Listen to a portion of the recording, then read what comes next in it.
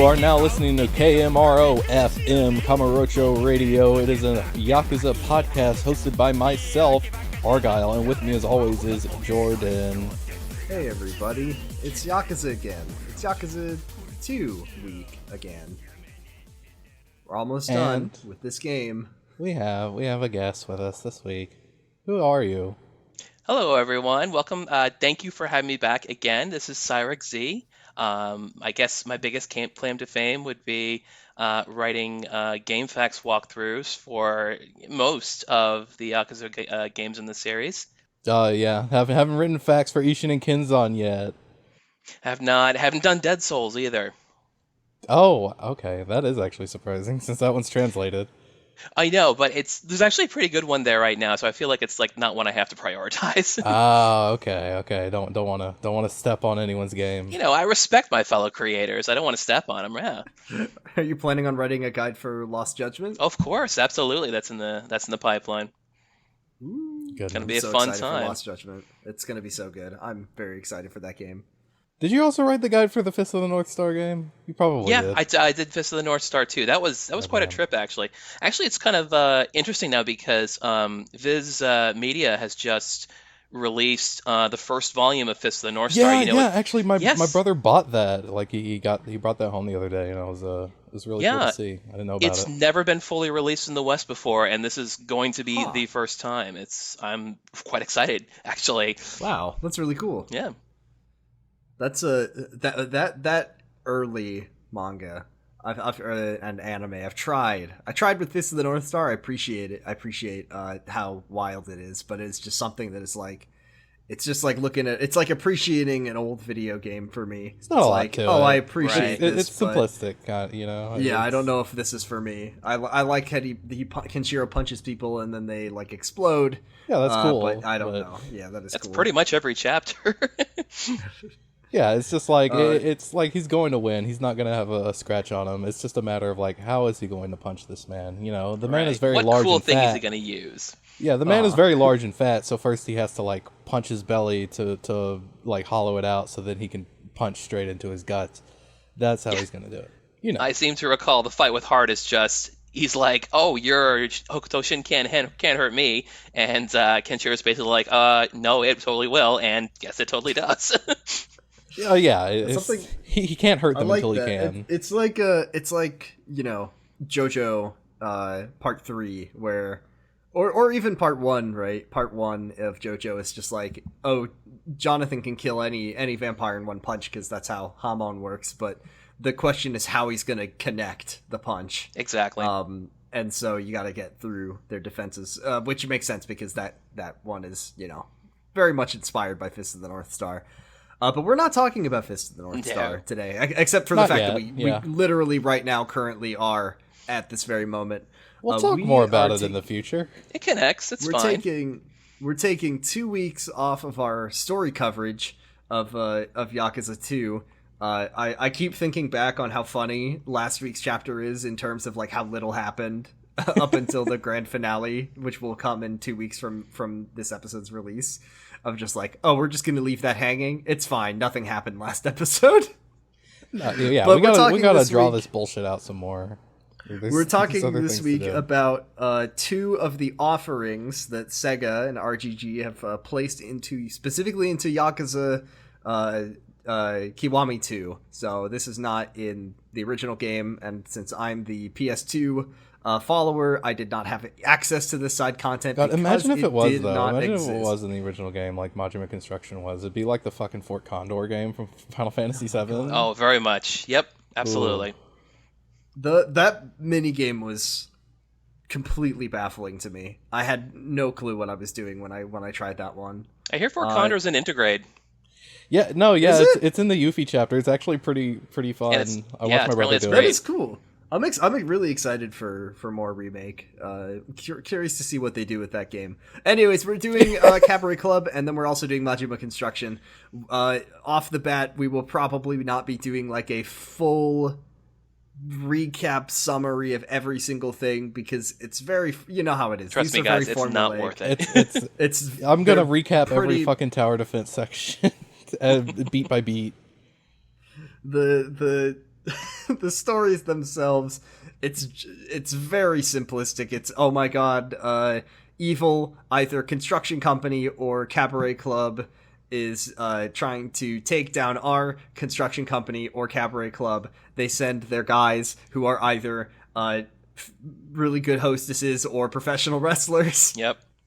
Kiryu has to defeat them both. And then at the end, and also Majima is there in both of them, Majima which is always a there. surprise. I did a not surprise know that for one of Majima them. showed up in both of them until That is, doing I think, the best. That's the best thing about Cabaret Club. Oh, yes. For me, that's what makes the whole thing kind of worth it. Is like, I don't know about you both, but when I played Zero, I was like, hey, it kind of sucks that like Majima had all these people in Sotenbori that he, you know, was helping out, and the cabaret people and the cabaret grand people, and then he just disappeared and they never mentioned it again. So the fact that we get to meet up with Yuki, yeah, Majima and Yuki.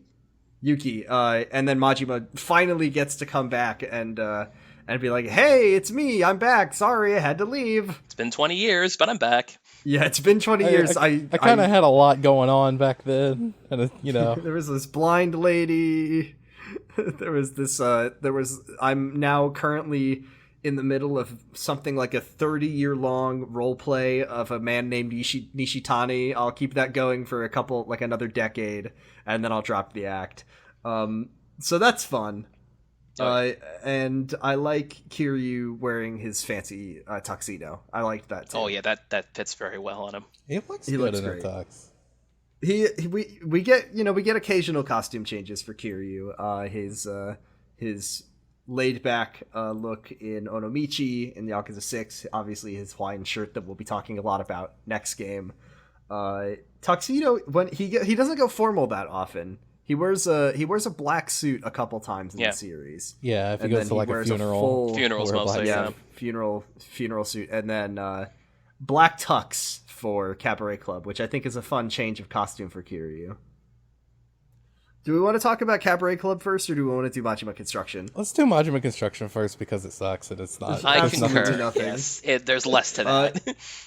I mean, the funny thing about the funny thing about Clan Creator is that I don't think it's a particularly fun outing, but I also think that Majima Construction is 100 times better than the Clan Creator in 6. Oh, absolutely. I don't know what they changed a few things. Not a hard contest. Not a hard contest at all. I still think that I'm more looking forward to playing Clan Creator in 6 just because I think their choice of wrestlers are wrestlers that I know more of, as opposed to these aged legends. They are good wrestlers, for the record, I should say.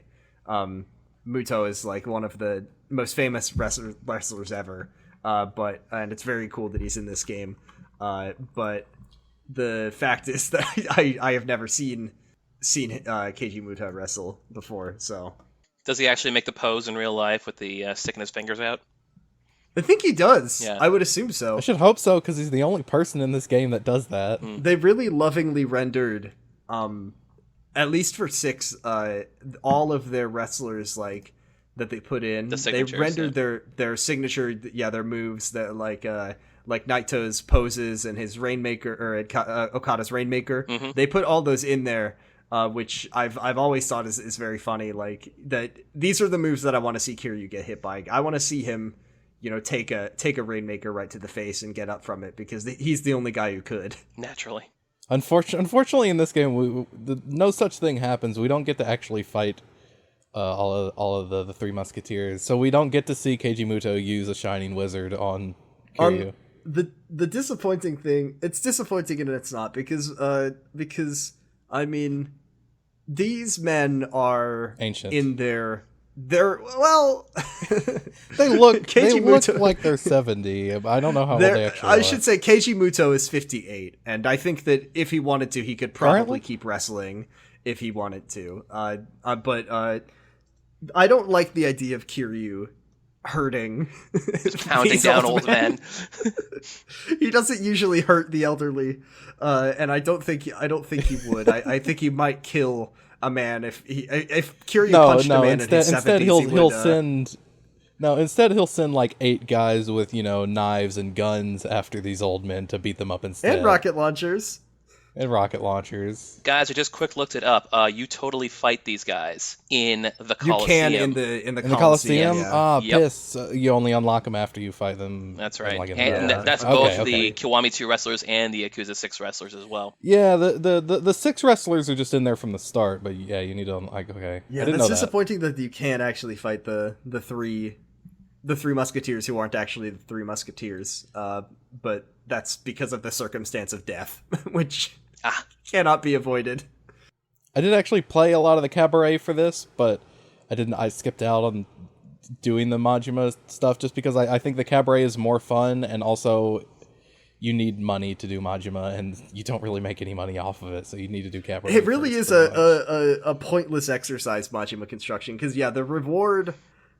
I mean, that's the thing. The prevailing problem of the Yakuza series after, I would say, 0 is that there's a resource problem where money is not a great incentive for anything because the money you quickly end up with too much money and not much to spend it on.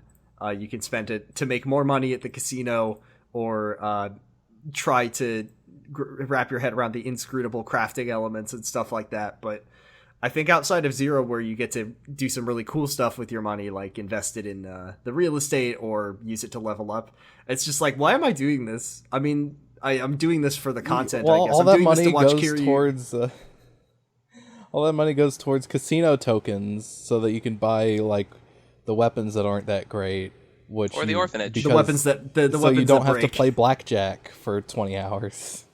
and People not make complain any about progress. the breaking weapons in Breath of the Wild, but I mean, at least you can get more of them. What I will say I love about this is, and I think that what they should have done, if I was going to make Majima Construction myself, is that they should have put the dinner with the professional wrestlers where everyone says a tongue twister. They should have put that at the end and also told you about it right at the beginning. And that's your incentive for beating the whole They thing. should. It's like, Well, they just should have had more scenes like that. They have I like don't 2 know of what- them, and that's yeah, it. and they're really good. Yeah, those are good. Those are fun.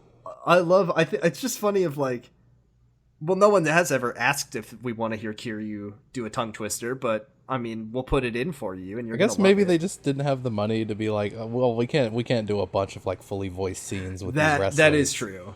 Yeah, I mean, in 6, I think each wrestler gets basically one cutscene. I think Okada might get a few because he's the like main villain.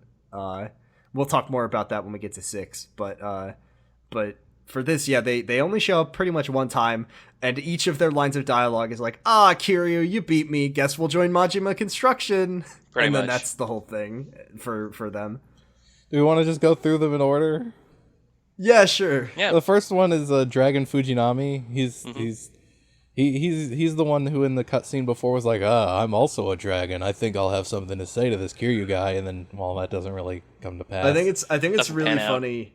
I think it's really funny that they put in Tatsumi Fujinami as who is the dragon, and now Fujinami is 67 years old. So if Kiryu hit him, he would not get back up. Turn into dust. Unfortunately.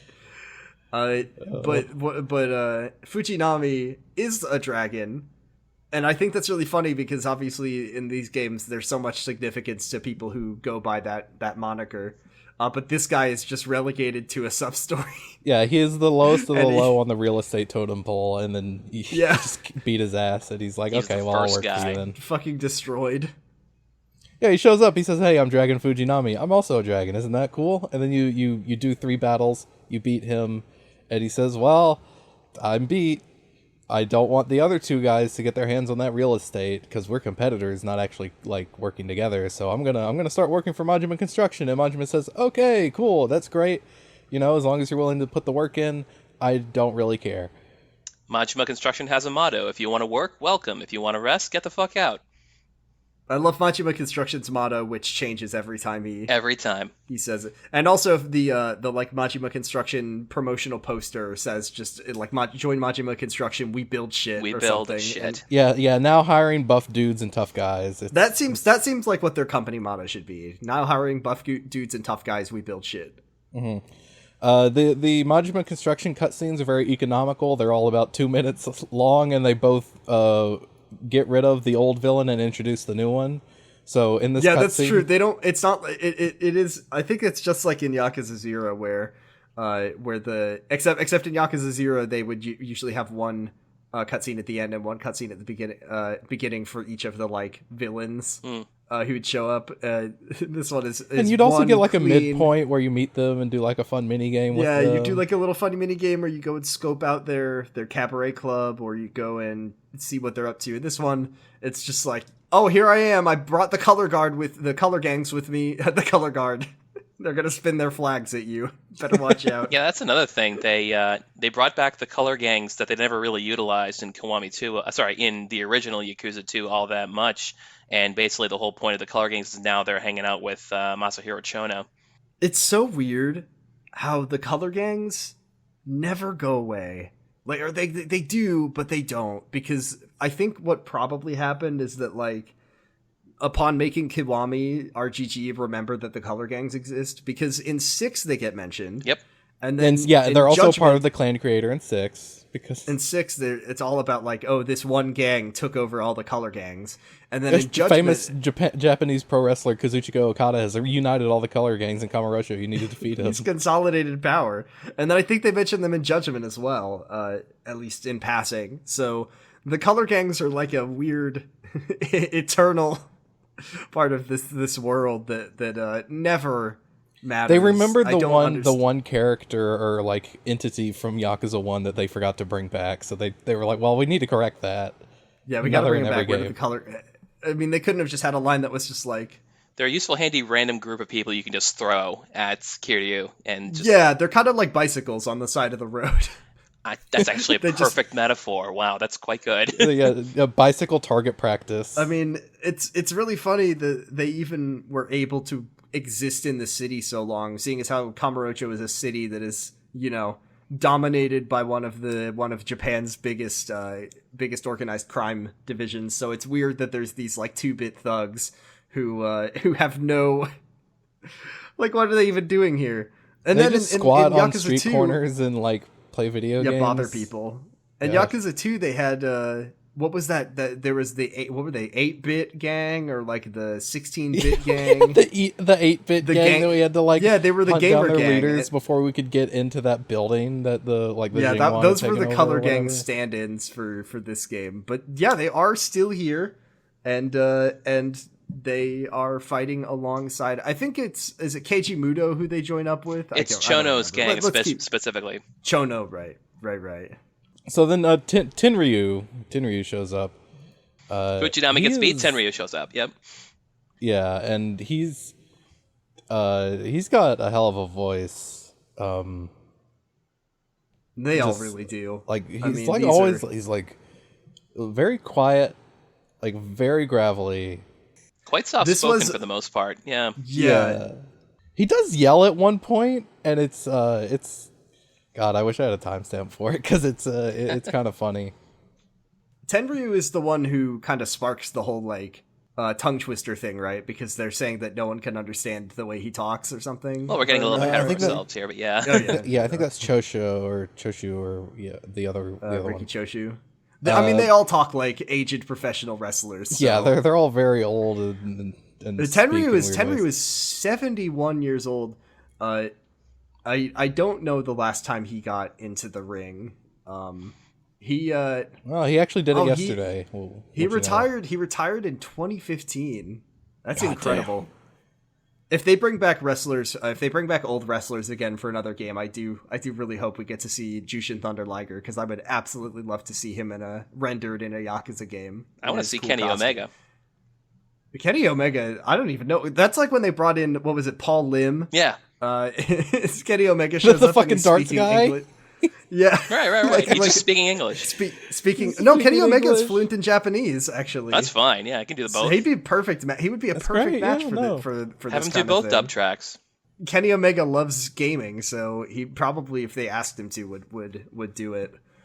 Yeah, he'd do it in a heartbeat. So Riki Choshu, another wrestler that we have to not actually make Kiryu hit with his fists.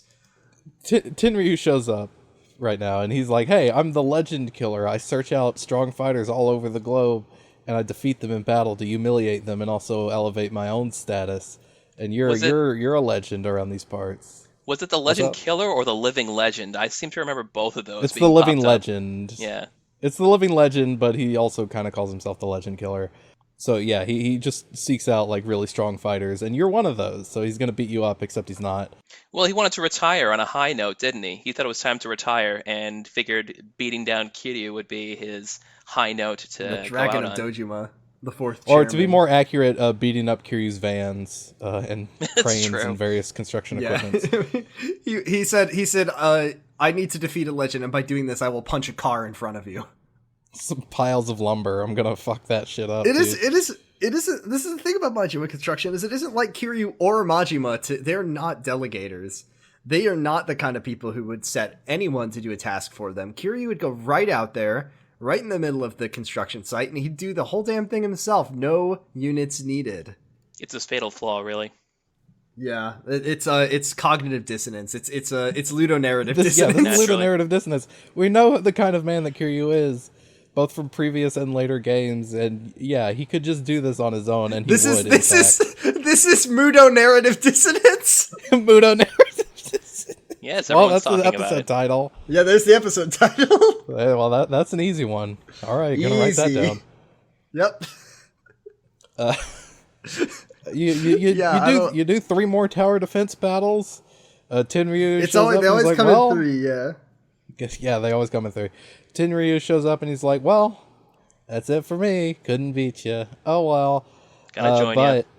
I'm gonna join you, but I'm doing this because I'm kind of rusty. I'm gonna train with you, and I'm gonna study your technique, Kiryu, even though you never actually step into the battlefield in this minigame. And then if they had a little more time and a little more money, this would be where he says, Kiryu, I want to really test my strength, so let's fight, and then they would fight. But unfortunately, just a little, I don't know. I mean, like we said, these are all available in the weird. Coliseum, so I Exactly. don't know why. It is weird. Because you can fight him there. Why didn't they just fight him in the situation? But And I who think knows? Kiwami 2 is a very well done. Like I played it. I did not think it felt rushed or anything. Or that I anything thought was that pretty missing, much yeah. Yeah, no. So I don't know why we didn't get to have like proper fights. And it's not like they didn't have. Because I'm an pretty area sure for you to you fight them do in. actually fight the wrestlers one-on-one in 6. So You do. You do, yes. That's what's so confusing. And that came before this one. This clan creator has something less than that one, just because you don't actually get the boss fights at the end, which is just so confusing. Like, isn't the whole appeal of putting the wrestlers in, like, I want to see Kiryu fight these legends? And that's where my theory of, I don't want to see Kiryu kill an old man. Maybe that's it.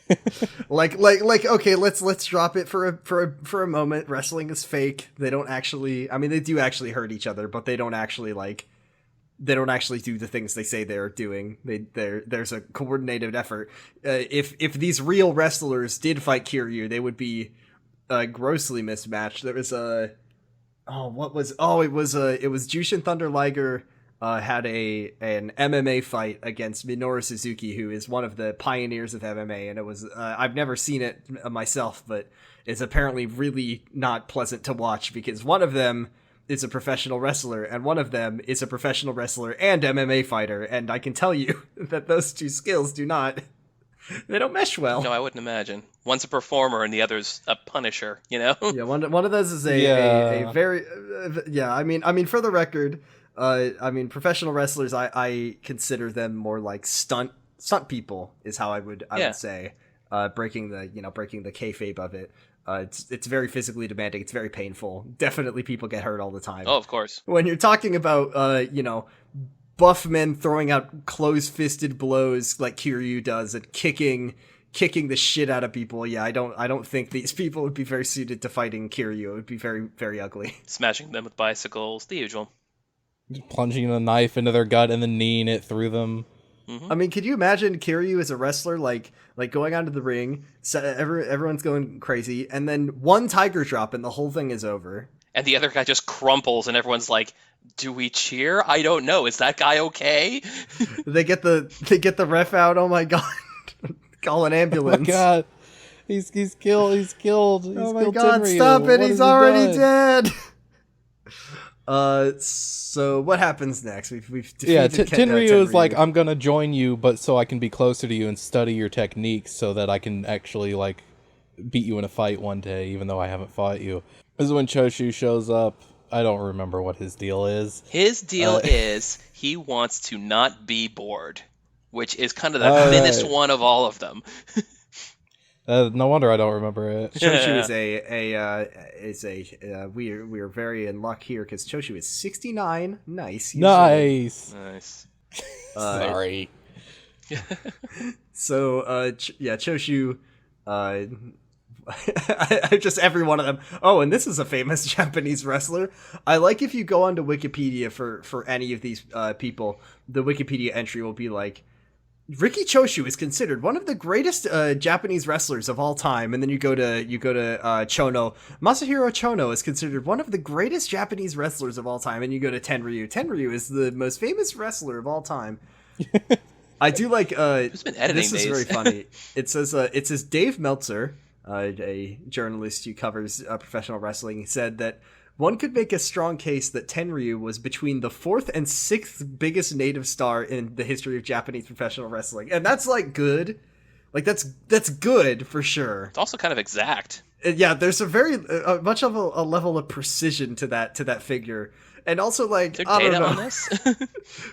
Anywhere between 4, 5, and 6 just doesn't seem like at that point almost it just seems like if you said one of the biggest stars in Japanese professional wrestling, it wouldn't be as not insulting, but like I don't know. There's it just has a passive aggressive vibes. It's like saying he's the 7th greatest wrestler is like, well, you could just say one of the greatest wrestlers, Dave Meltzer. But yeah, there's a level of precision there that really has me scratching my head. How are you quantifying that?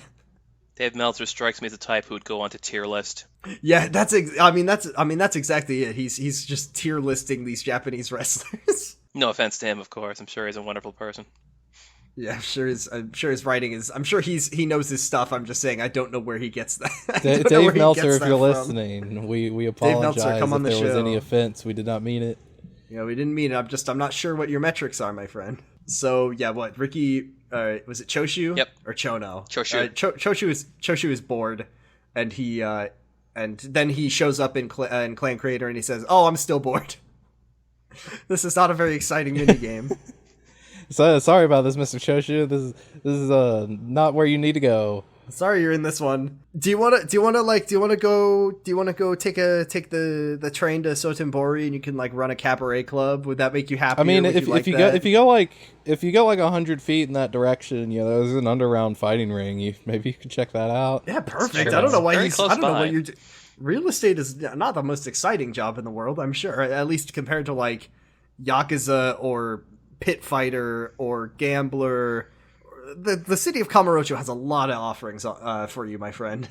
You could probably hawk aha water. Yeah, drink some aha water. If you wait like 10 years, you can do VR. VR will have been invented by then. Just so much content for you. You could fight a tiger in the VR zone. Wouldn't you love that? You fight a tiger in the real zone if you just go to Sotenbori. There you go. Oh, yeah. Just go to Osaka Castle. They got a couple of them there. God. Who's feeding those tigers now? I guess all the samurai and ninja are still alive. Well, are they being paid? They did get riddled with bullets during the turret section. Yeah, a lot of them did. I mean, tigers are just out in the park. They just live there now. I think that Kiryu might have killed 2 tigers. The tigers busted out. They are... The tigers are out on the streets of Sotenbori. Tiger is loose. Yes. Wreaking havoc on the city of Osaka. So who's after Choshu? Well, technically it's Muto, isn't it? Yeah, it is. Choshu Do you gets know beat. about the Muta scale? Yes, I'm aware of the Muto scale. But, I am tell not us aware about of this. Please explain it. So, Keiji Muto, whose name always breaks my brain because his wrestling name was the Great Muta, but his real name is Muto, and I always forget if he's the Great Muto or the Great Muta. But he's the Great Muta, and he had a match against a wrestler named Hiroshi Hase, and it was incredibly bloody. I don't watch much professional wrestling as I used to a few years ago. I fucking hate blood in wrestling matches. I know some people like it. It really, it's not really necessarily that I get super skeeved out by blood. It's just like, don't do that to yourself. It's just as fun without the blood. Like Right, like blading and stuff. Yeah. Yeah, blading is really gross, and cutting yourself open for it is really gross. But they refer to the match as like the Muta scale is how much blood you lose as a wrestler, and the 1.0 on the Muta scale is in reference to that match. So like if you bleed as much as Keiji Muto did when he wrestled Hase, then you've got a 1.0 on the Muta scale, and then if there's no blood at all, then it's a 0 on the Muta scale, and it's just gross. I don't like it. Weird. I don't like blood. I don't like that stuff. Like barbed wire shit in wrestling is really gross. It's just like, it's your job. don't do it. I think it might be because we're at the point with like anime and video games where we don't really expect blood coming from punches and kicks, you know? We just expect like bruises and knockdowns and people getting sweaty and stunned and everything.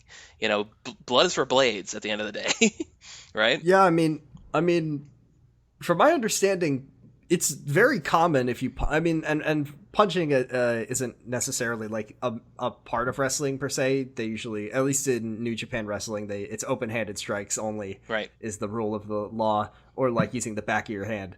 But from my understanding, it's very common to punch someone so hard that it cuts your hand open. Oh yeah. Like Yeah, that's what boxing gloves are for, buddy. Yeah, or teeth and stuff like that. Like, it's not uncommon for blood to happen. From the matches I saw where blood was going on, it was either like from the lip, or you get pushed through a table and then there's some blood going on. It's just a lot. It's just always a lot, and I don't know. I don't know about it. Some people are real freaks and love that shit. I just don't. To each their own, I suppose. But yeah. Yeah, but I do like Keiji Muto and Yakuza. Once again, this is fun. This is one of the most famous wrestlers in the world. According to Dave Meltzer, yeah. I was gonna say I've been hearing that a lot today. Yeah. But yeah, I remember. Yeah, he does. What's it? Shining Wizard, is that his special move? And it's like a big. It's like he makes a big like tornado or something. As when he uses it, I thought that's what it was. Like I said, I haven't played this in a while. I have never actually done to the end of the Majima construction, like played it, and I didn't watch any of the battles for this. I just watched the cutscenes. And I know, and I would have prepared and watched the Muto fight in the Coliseum to see if he does it. Yeah, it is. Yeah. I would like to actually see those Coliseum fights to see if they do those. Yeah, I'll have to. But yeah, Choshu fails. So we cut to just like an office or a restaurant or something that Muto's in. The boardroom or whatever. Yeah, and they're like, "Hey, all of these guys failed. Like, you were begging for their help earlier, and they just kind of suck shit, and they didn't do anything." And so he's like, "Well, I guess I'll just have to take matters into my own hands. So let's go, Chono. Let's do this."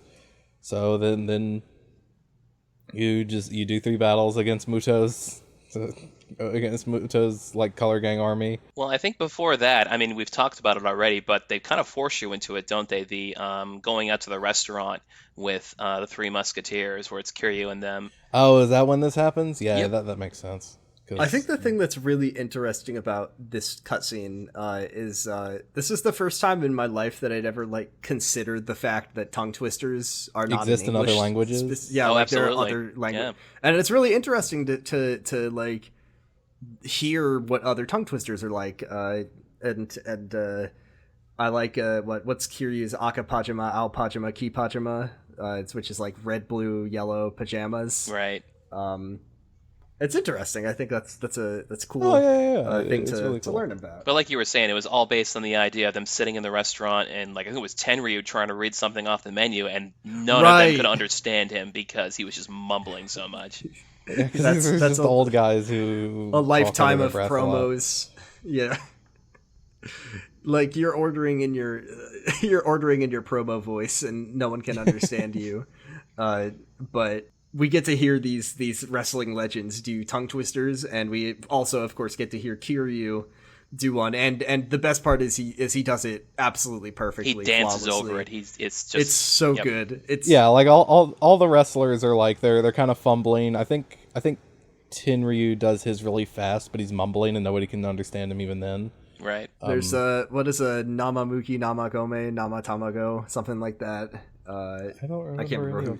I don't remember them specifically, but yeah. I just remember that from when I played it. And then Kiryu, he does the one about pajamas, and I just love how he sells that last. He sells Pajama! The last line. He goes, He really, really- pajama! He puts heat behind it, absolutely. He really does. He starts glowing as he does it.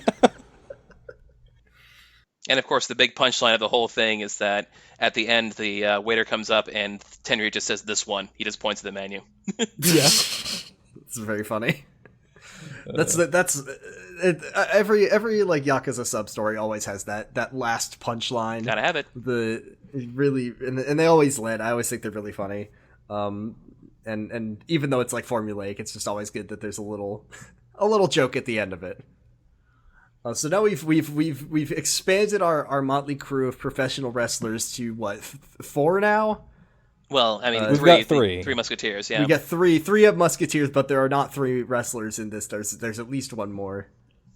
There's 2 more, I believe. Well, they could have also hired all the Yakuza 6 ones through the yes, if you beat them in the Coliseum, thingy. they are unlocked to be hired. Yeah. Some great choices there. By the way, Tetsuya Naito and Kazuchika Okada is in there. Tenkozy. Some people like Bushi. I don't know any of them who do. I don't think Kota Ibushi is in either of these games. No, I don't Unfortunately, I don't think so. I'd have to look. They did pick some other wrestlers for 6 that were just like extra clan creator people and didn't have any lines. I think Hiroki Goto is in there somewhere, and maybe Tenzan. Oh yeah, Kota Ibushi is not in. Kota Ibushi is not in there. That's a shame. Now that if we're making like our ideal Yakuza wrestling thing, it would be Golden Lovers reunited. It'd be Ibushi and Kenny Omega fighting with each other side by side once more. So on to the next wrestler. Yep, that's the Muto fight. Yep, essentially. Yep, pretty much. And honestly, Muto doesn't really have any motivation apart from I'm fighting, I'm making money, this is what I do. And he's ultimately largely kind of, what's what I'm looking for, just generally a good, affable type of person, you know? Yeah, he doesn't really just feel wants like... to get his hands on the Kamurocho Hills project, but I mean, he believes that the strongest construction company should get it, and since you beat him, he's like, well, all right. I love how like little pretext there is for this one. Like with the Cabaret Club, it's like, oh, all these people just run their own nightclubs, and with the Real Estate Royale, it's like these people are just buying real estate. I don't know what Majima Construction is already building a building here, and there's just so little excuse for these professional wrestlers to be showing up and being like, I also run a construction company, and here's why. Mm-hmm. It's just like, oh, to say like I'm here to make lots of money. But that is fine. No one ever said that Majima Construction was a well-constructed story. No. Nor is it a well-constructed company. Nor is it a well-constructed minigame, no. Or a well-constructed building, in that case. Well... So, yeah, you fight Muto. He says, hey, you're stronger than me, so it's fine, but I would at least like to work for you as in, like, an advisory role. Right. And then Chono shows up and beats the shit out of him and says, hey, I don't give a shit about Kamurocho. I don't give a shit about you. Me and my color gangs, we gotta work smarter these days, so I'm gonna take over, and I'm gonna kill Majima Construction. I'm gonna do it. And So take this you world actually... and paint it black. Oh yeah, he does say that. Yep. I think Chono is a good choice for this because I believe Chono is like a famous heel, and according to the internet, he had a Yakuza inspired gimmick. That was what made him famous. So I think it's a good choice for him to be one of the big bads of this.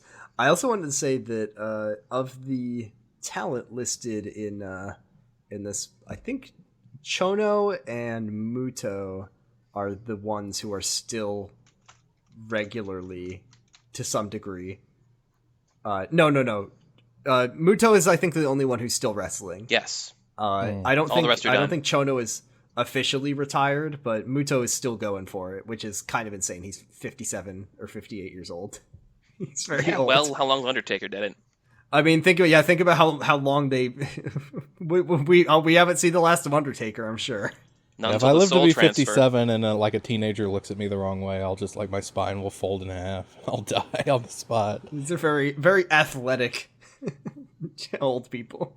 Yeah, so Chono he's going to paint the whole world black. Rather larger aspirations than I expected from this guy. But Kiryu says, "Hey, for everything that you paint black, I'm gonna paint white." Which is weird. Great line, Weird. Kiryu. Not a. I That's don't a real. understand. That's a real like Jotaro Kujo thing to say. Yeah, it kind of It's is. just like a really shitty, like poorly thought out one-liner that doesn't really make any sense. The shonen anime response. You know who's like the new king of shitty one-liners in video games now is Ethan Winters from Resident Evil. Yeah, He's- but they hit so he is well though. So he's looks it's so looks like I funny. caught a big one. The one where he's like, "You're the one that's cursed." Shut up. Who are Stupid you? game. Worst dad Terrible. jokes, I love it. but it's just so good. good. It fits so well. I don't know. He's gonna have a hard time beating Leon Kennedy. From Yeah, I Resident Evil don't 4. think the thing about Kiryu is I don't like Kiryu. His entire thing is completely effortless, and I don't feel like his one-liners are basically just like I'm gonna kill you. I'm gonna beat the shit out of you. I'm gonna put you in the hospital. He does get one-liners every so often, like in sub-stories sometimes. Yeah, he that's doesn't true. really do like cheeky one-liners in the main game. He's mostly just like, "Hey, you betrayed me. I'm gonna beat the shit out of you." Not to get a little ahead of ourselves. It's one of the things I'm most excited to talk about for Yakuza 3 is the introduction of the what's it called? The Revelations. Mhm. There's always little yes. one-liners in those, and I love them. They're Those so are great. funny. And I just imagining Kiryu writing these pithy little jokes is so stupid. Yeah, that's I guess you really should look where you're yeah, driving. those revelations are like the prequel to the based Kiryu Twitter account where he's just Oh yeah. Yeah. he's always like, "Ooh, He's I'm blogging, hiding." yeah. Kiryu would 100% tweet something out like, Theater Square NY hot dog is a good place for you know what. Yeah, that sounds like him. That sounds exactly like something he would tweet. Never give this man a phone with internet access. Please. Too bad. He's gonna get one in a Yeah, he few does years. get one eventually. Where were we? Chono. We were Chono. talking about yeah. Chono has the color gangs on his side. Yeah, now we just fight Chono, and it's basically the same as any of the others, you know? It's it's basically all the the same. same. You fight him. He's like, "Oh no, I've been defeated. I'm gonna join you." You beat it. And also- you beat the evil out of me. Oh no. He says, "Okay, I've been defeated this time, but the thing is, Goddamn. I've sent my secretary Surikawa. I don't remember the guy's name. I don't Surikawa, care. yeah. Something like that. Doesn't matter. To go negotiate with an Secretary name. international gang of hoodlums who are going to come here and help me no. beat you so I can take over this real estate project. And I'm going to call him right now and finalize that deal." And he gets on his cell phone and he says, "Okay, any minute now. Any second now, my secretary's going to pick up." This is kind of cute, actually. It's pretty funny. Nobody picks up. So it's like, "Oh, That secretary does get some screen time, though. He does show up eventually. Mm-hmm. yeah, the secretary was here before. He was Muto's secretary, but he betrayed him for Chono. Important. And then he gets a call back. It's Tsunakawa, and he says, "Okay, yeah, the international gang is on their way, but actually, all the color gangs that work under you, Chono, have betrayed you and have joined this gang, and they don't want to work with you anymore. So you're Help you're my out. Bye." help my hired gang. Help my hired goons have unionized. And Chono says, "God damn," because of course he does. It's like They've joined the industrial gangsters of the world, the IGW. My 57M hired muscle, 21M, 24M, 22M, 23M, 18M, 19M, etc., have unionized. Mm-hmm. But it's just like every goon that Kiryu has to beat up or his workers have to beat up. Just a really, really big fight. That's all. So all of the color gangs have unionized with one big the industrial chimpira of the world. So what's next? What's next for Majima Construction? Well, that was pretty much it, wasn't it? A big fight, and then everyone's like, okay, all's well that ends well. Who's the final boss of Majima Construction? There really isn't like a final boss. It's like the international, they're like have weird names, like foreign names for the boss characters. It's funny, we haven't actually really talked about the mechanics of this minigame. I think we might have.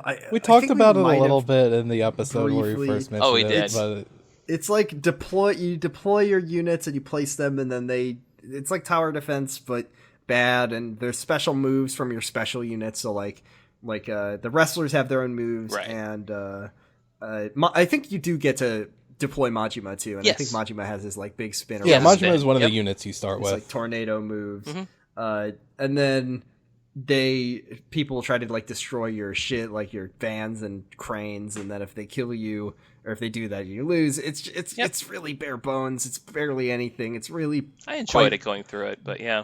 I think it's not super bad. It like falls under fine. You just like listen to a podcast and blast through it in a couple hours, maybe. Please listen to Cabaret Radio. Yeah, it falls under my banner of this game isn't very fun, but it's also a game inside an entirely other video game, so I give it a huge pass on terms of the fun scale. It's the Dragon Carts rule. It's like Dragon Kart is way more fun than this. Oh no, I know, but I'm saying like Dragon Carts is not a good kart racer. No, it's just not. like this is not a good tower defense, nothing, but it gets a big extra bonus points because it isn't a kart racer. It's a kart racer within a very fun video game, just like this. So that's my take on Majima Construction. Yeah, like I could either take out my Switch and play Mario Kart 8, or I could go to the park up north and just play Dragon Kart. And also Dragon Kart has, and also they have a little fun story, which, I think Mario Kart could benefit from, like... a story mode? Oh, watch out, it's the three Bowser's three generals, and it's like, it's... Iggy, Ludwig, and Wendy. Petey Piranha, and and then they show up, and then, I'll join, you've shown me, Mario, how strong you are at kart racing. I will join your side. Which is weird, because there are no sides in kart racing, it's just everyone for themselves. There's no sides in kart racing, yeah. And then he joins your Double Dash cart. Oh, man, they should make another Double Dash. They won't. You know how Nintendo is. We also haven't really talked about the anthem very much. And I gotta say, that's one piece of music that got me through a lot of writing. Like, I listened to that for, I gotta say, hours while I was putting together the guide. It's, the whole there's a full version. Yes. The full version is great. I love the lyrics. I don't know. I have to assume that Nishida wrote the lyrics. Like Majima told him to write the song, and he wrote the lyrics and the melody. Yes, Nishida did the melody. Of course he did. It does not sound like something that Majima would write, because it's like, from the peaks of Mount Fuji, blah blah blah, we create smiles on the children's faces. It's just like, what? This is not something that Majima would say or write. Well, honestly, it kind of goes back and forth between those two things. Like, we're creating smiles, and we're starved dogs, and it bounces back and forth between those two. Maybe it was Majima elements. and Nishida at a desk together, taking turns writing lines. But it's another thing too, because in the West, we don't really have corporate anthems. I mean, advertisers will have jingles and stuff, but that's kind of I don't know if it's just Japan, but it's not really a thing that you see outside of Japan is, where the president will go on the intercom and be like, okay, everyone, we're going to sing our anthem today. Sing our big song. Well, I don't know. Walmart did do that when Sam Walton was alive. Oh my gosh. That is something that is also wildly improved from Clan Creator in 6. Is in 6, when you beat the level... they just all, it is funny, but they all just clap. Right. They all just do like, let's clap, and then they all clap. In this one, they put their hands behind their backs, and then they sing the Majima Construction theme song. Coda, yeah. And it's very, very triumphant. Well, it's very good. Yeah, that clapping's like it's another Japanese thing. It's like, I think job thought well it done, was. everyone. And let's all celebrate, our company's success in this very measured I clapping. think Ichiban does that at the end of the at the boardroom meetings when Well, they did the sake before barrel. well before in the early boardroom meetings or maybe it's if you don't Right. like crush them, Not big success. like you don't do the medium success. yeah, then he's like all right everybody clap with me, and then everyone starts clapping. Yep. But if you do really good, you break up with the sake barrel, Right. which is also very fun. Is that it for Clan Creator? Pretty much. You just beat the nondescript final boss. Yeah. And then everybody is like, hey, we're working together on this construction project. Well, it's also interesting.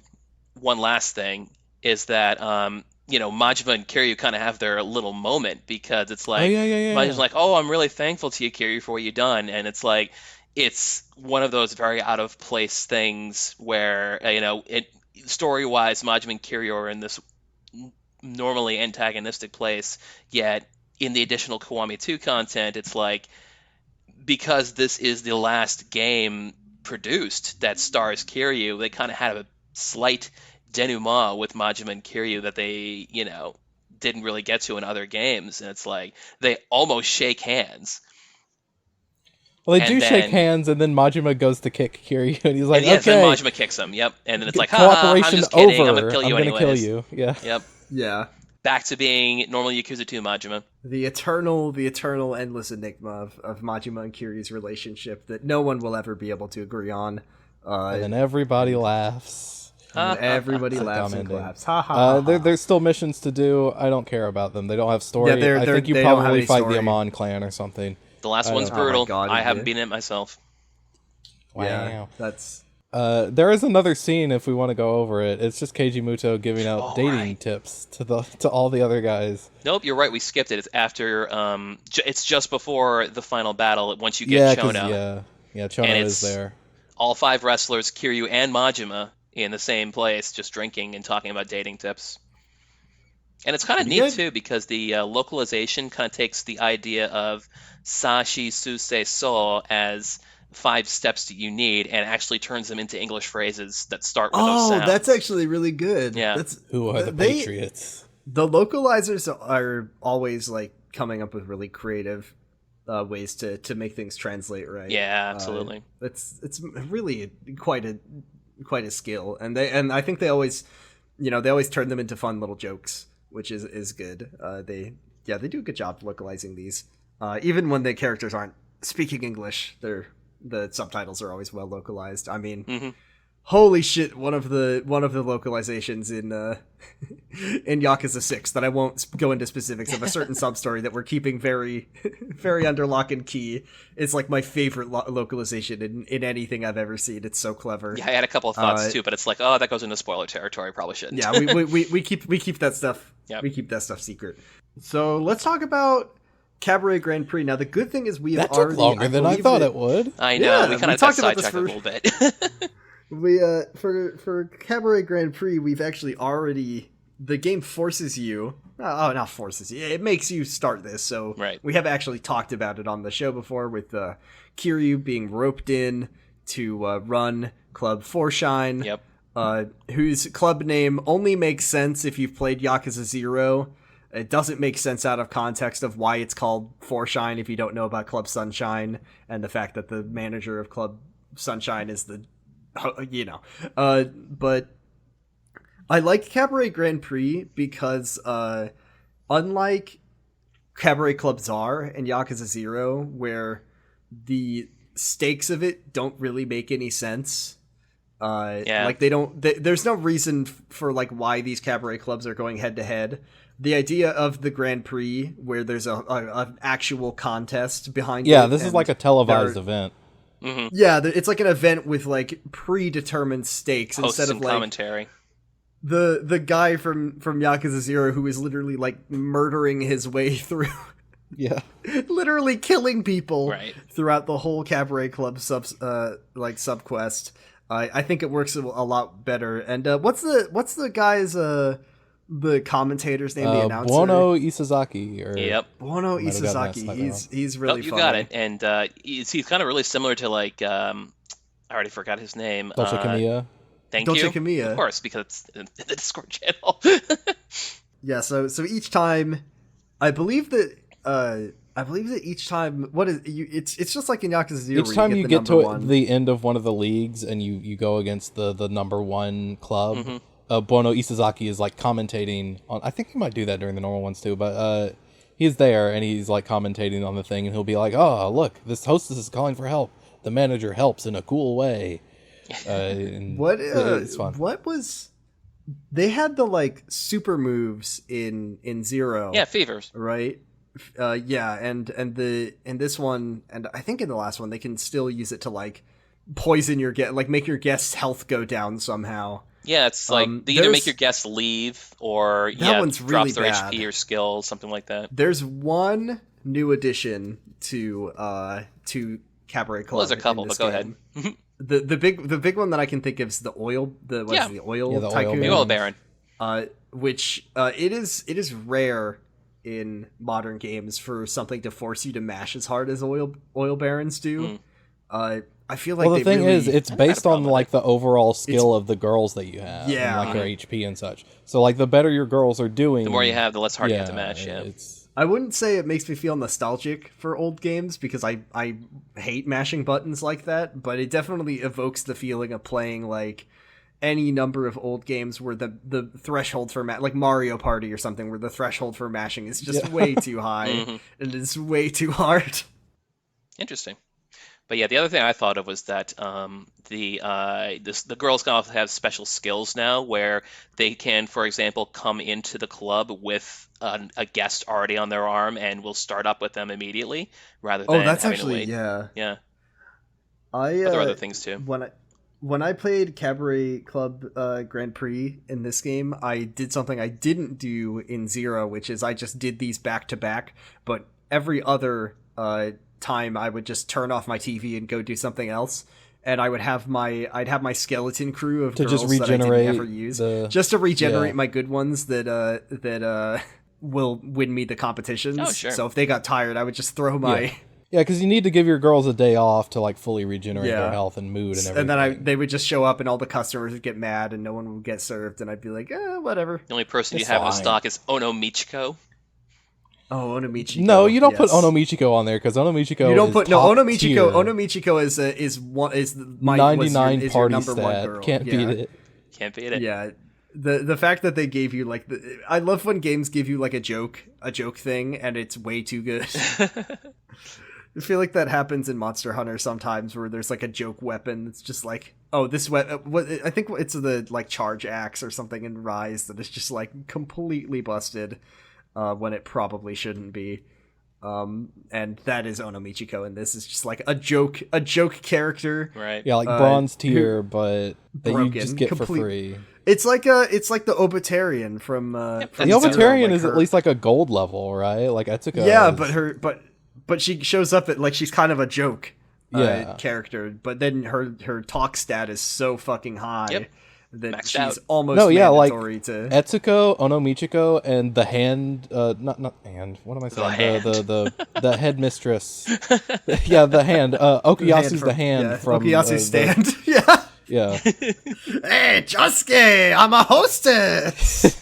That's how you get the customers in. You just have hand scrape away the space in between scrape them. away the space outside, and they get dragged into the club. No, it's the headmistress from Sunflower Orphanage. Yes. Like those are like Right. three really really good ones, and like can in a lot of cases will probably be performing better than your platinum hostesses. It's ridiculous.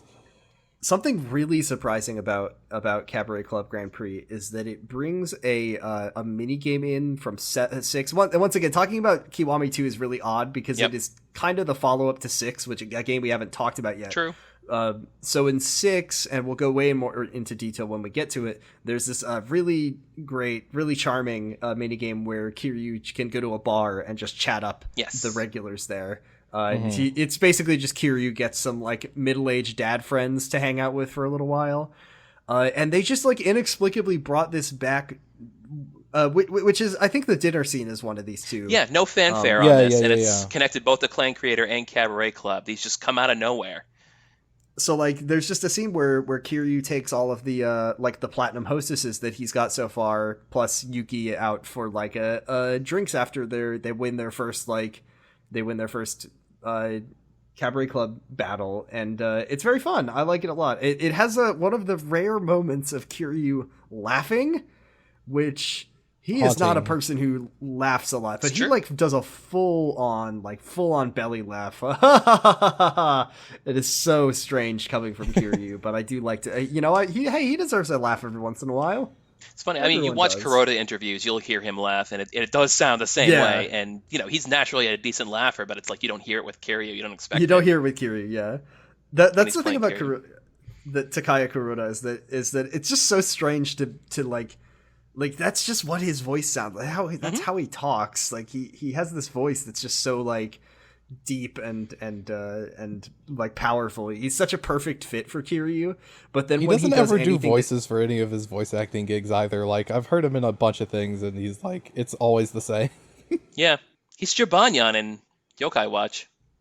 he's in an anime called Welcome to Demon School Iruma. Yeah, I that remember you watched a showed little that bit to about. me. And that's really funny because obviously he's doing his regular voice, but then the character is like this kindly grandfather, like this doting grandfather, so you get to hear this voice like doing It's like these like Kiryu, very... but like with 2 more notches of like cuteness kind of infused. yeah, into it. he really ups the cuteness for it and like the enthusiasm. It's very, very funny. Nice. I need to watch Odd so Taxi, check- both because Kuroda's in it, and both because people just keep saying it's really, really good. I have heard it's quite good. Yeah, I every once in a while in this podcast we just have to say how good Takaya Kuroda's voice is and how perfect he is for Kiryu. He's just We can't he say is it enough. Kiryu. He really is. Like I don't think the Kiryu. I don't think the character would be anywhere as good as he is without such an iconic like recognizable voice. It's just like Dio from JoJo. Yep. Like Dio's voice actor, I can't think of his name off the top of my head, just totally brings that character to life. And once he gets that voice, that's just who he is forever. Koyasu, Takahito Koyasu. Yeah, we'll be talking about that guy next week. Yeah, we will Yeah. be. Well, you will be. I mean, Each of the platinum hostesses, reminder, the platinum hostesses are the ones that come to work for your club when you defeat their club in a battle. You can dress him up. Playing for keeps, like a game of marbles. Mhm. They're the ones, you could, Or triple like Argyle triad. said, you could dress them up. Yeah, like triple triad. just take their best card. Or Tetramaster, I guess. Also, they get their own sub stories as well as the hostess club style like conversation mini game to raise their stats. Those are kind of funny. There's like some little jokes in them. Some of the subs- I didn't watch the dates, like I said, but the Yeah. sub stories, a few of them are the pretty sub stories funny. are much more. Yeah, I like the sub stories. I remember liking them a lot. I also It remember has a little bit of character to them. is it this or is it in Zero that one of the hostesses is the Ganguro fashion woman? That's probably Aika Was you're that- thinking of. Yeah, she's in this That's game. in this game, right? Yep. Not in Zero. Yeah. I did not know Or that. what's it? Oh, she's a was it Gyaru? Is that what it's called? I don't remember. I Yeah, don't know it's- my Japanese I fashion. think it's closer to subcultures very Gyaro well. because that's like the more tanned, whereas Ganguro is like deep tan with blonde hair, and that's not Aika. Aika's just more Yeah. Gyaro with her tan face. Yes, it's I might be getting this completely wrong, by the way, but I think you're right. That sounds right to me. uh, And her sub stories about her like her style. I remember that. well, her sub story is like more about the life of a hostess being seedy or not kind of thing, because she has a Yeah. friend and that friend's mom is like, oh, you can't be in this lifestyle. It'll chew you up and spit you out. It's a bunch of degenerates, and basically Kiryu and Aika teach them, no, we're not degenerates. We're nice people, and that's it, really. But that's their They're nice. Do we want to just like go through the plot of the cabaret now? Yeah. Well, I think- It's pretty simple. Buono introduces you to the structure of this whole thing. There's the Fresh League, the Paradise League, Executive League, Millionaire Millionaire. League, and then Millionaire the League. final round. And of course, all of these leagues are dominated by some club or another in the Kanzaki group. Mm-hmm. Right, they're all working under one, and of course the top club is Club Sunshine. Yes, which I love that. I love the it's like you've created a monster. Like if you play Zero, it's very fun and kind of almost rewarding to know that like you have created your own final boss fight. This is the Soul of Cinder in Dark Souls 3. You're fighting yourself from right, a previous game. You're fighting your past players. Yep. Though there is a little more to it, because I remember, because we also, inexplicably, we meet up with Yoda, the manager from Zero again, the character that I could not have possibly predicted would come back, Yoda. Yeah, we'll meet up with him. That was a Sidewinder, yep. Yeah. So we start with the Fresh League with, I don't remember the names of any Well, of these you don't want to clubs, start but with Koyuki. Have we even talked about Koyuki yet? Because she's basically the... Right, Koyuki's cool. New... I like that she's not as abused as Yuki was in Yakuza 0. I mean, in a way, she is the new Yuki because, I mean, she still has the same kanji in her name that Yuki does. They both have the kanji for snow in their name. I mean, isn't Ko... I mean, I don't know what the kanji is, but Ko is often, like, the Ko kanji is, like, young or child. So feminine like little, Yuki. I think is what they usually refer to it as. She's little Yuki. She's little snow, yeah. Whereas Yuki is snow. I like Koyuki a lot because every time the villain leaves, she's just like, "And stay out, get out of here." I hope I hope the door whacks that stick further up your ass. She does the what is it? You pull your eyelid down and stick your tongue out, but they didn't want to animate that, so you just see it from behind. You really have to respect RGG's commitment to never, ever animating anything outside of a cutscene. I genuinely love it. Like, they have been reusing the same gestures in, like, every game. Like, there's the one where they put their fist up and, like, shake it, like, yes. And there's the, like, the snap and point one. That one shows up in, like, every game. It's just, like, if they don't have one of their stock animations for anything that they need, it's very rare that they're going to make one. Like, the fact that they had all those original animations for the Order of Mutohnarrative sub-story, all of those animations are original and unique. And then you're like, well, I can't believe they made those. And then of course, they end up showing up in later games. Pretty much reuse them every single game following. Yeah, it's like, well, we got to bring this cult back so we can do the animations again. So we can use these animations again. They will not. You got to keep your budget in mind. Exactly. I appreciate that. I mean, they reuse things a lot, and that's why they can make these games come out. Yeah, it is very economical, and like I do. It's fun to make fun of, but I do appreciate it. Yeah, I mean, I like to think that they're animators and you know, the people who are making the like maps and stuff are not being ground into paste by the process as much as some other games might, which is good. Oh, have we mentioned the joke? I mean, you mentioned Sunshine is the original and Forshine is the sequel, but have you mentioned like the joke being that San is 3 in Japanese? So it's basically 3 shine and then 4 shine. Oh, I don't know. You haven't mentioned that. Japanese. I don't. That's clever. That is clever. I also isn't there an ongoing bit about the like Club Forshine like secret handshake that Kiryu hates doing? Oh yeah, the pose that they do They where they only just do make it a like 4. twice in the whole thing. They do it twice, the beginning at the end. Yeah. Yeah. But he gets into it by the end of it. Yeah. Let's get this story going. Let's actually do these sub stories as we go for like the platinum for each woman. So, so Koyuki's is first up. It's Operation Panty Bait.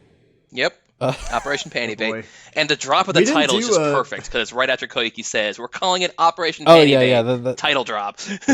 Yeah, that's a very good sub story title drop. I love that. So yeah, Koyuki's like told you about on your dates about this guy who's been going around stealing panties, causing a ruckus.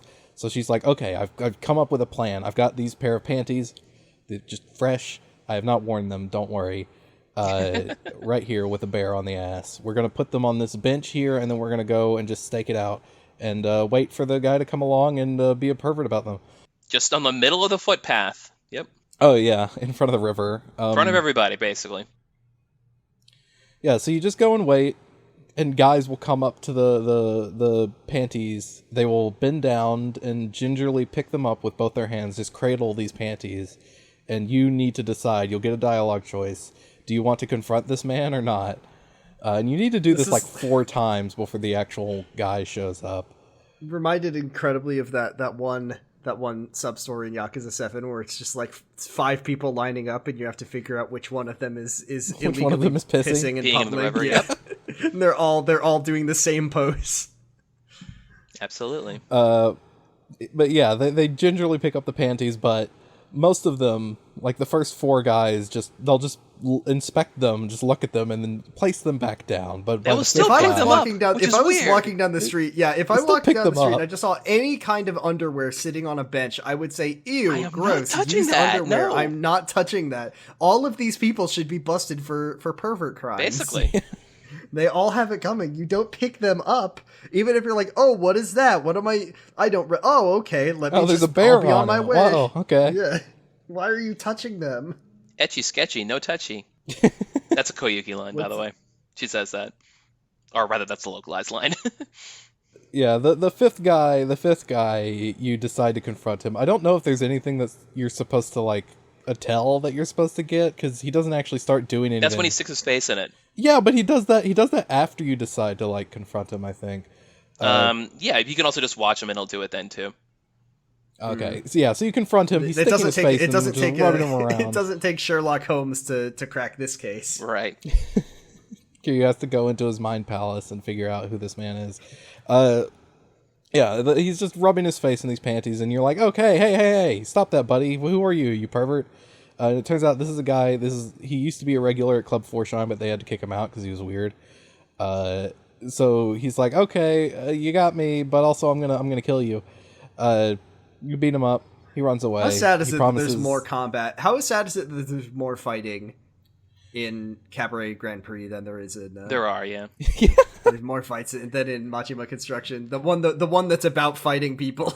Well, you didn't cover the actual revelation, too, is that it wasn't Koyuki's panties. It was her grandmother's panties. Oh, that the right. guy was It was her inadvertently stealing. grandma's. No. So half that humiliation was what yeah. sent How him packing as embarrassing. well. Yeah, and her grandma happens to be here, and she's like, "Hey, Just Sonny, shows are up. you into older women?" And he runs away. It's the Obitarian again. Yeah, it's the Obitarian. And at the end of the sub story, everything's wrapped up. The guy's no longer going to be a pervert, publicly at least. And Koyuki starts walking away, but Kiryu notices she left the panties on the ground. You just left your grandma's underwear here. What are you gonna? So you get a dialogue choice here. You can pick them up. I think you can stick your face in them. I think that's another one. Or you can throw them. You can stash them, throw them, or face plant them. Right. That's the exact terms they use. Face plant. The video Yeah, I don't- watched threw them. What did they It throw seems in like the the river? most No, he picks them up and just throws them further down the walkway, Kiryu, like Kiryu towards seems Koyuki. like a person that would Why? be like, I do not want to be touching these for any more seconds than I currently am. So I can imagine he'd be like, I will throw them as hard as I can, just to get this this awkward situation out of my brain. He throws them like towards Koyuki, so Koyuki turns around and she sees that Kiryu has been messing with these panties. And she freaks out and runs away, and that's the end of the sub story. She says, "Oh no, you pervert! I didn't know that you were such a weirdo, Manager Kiryu."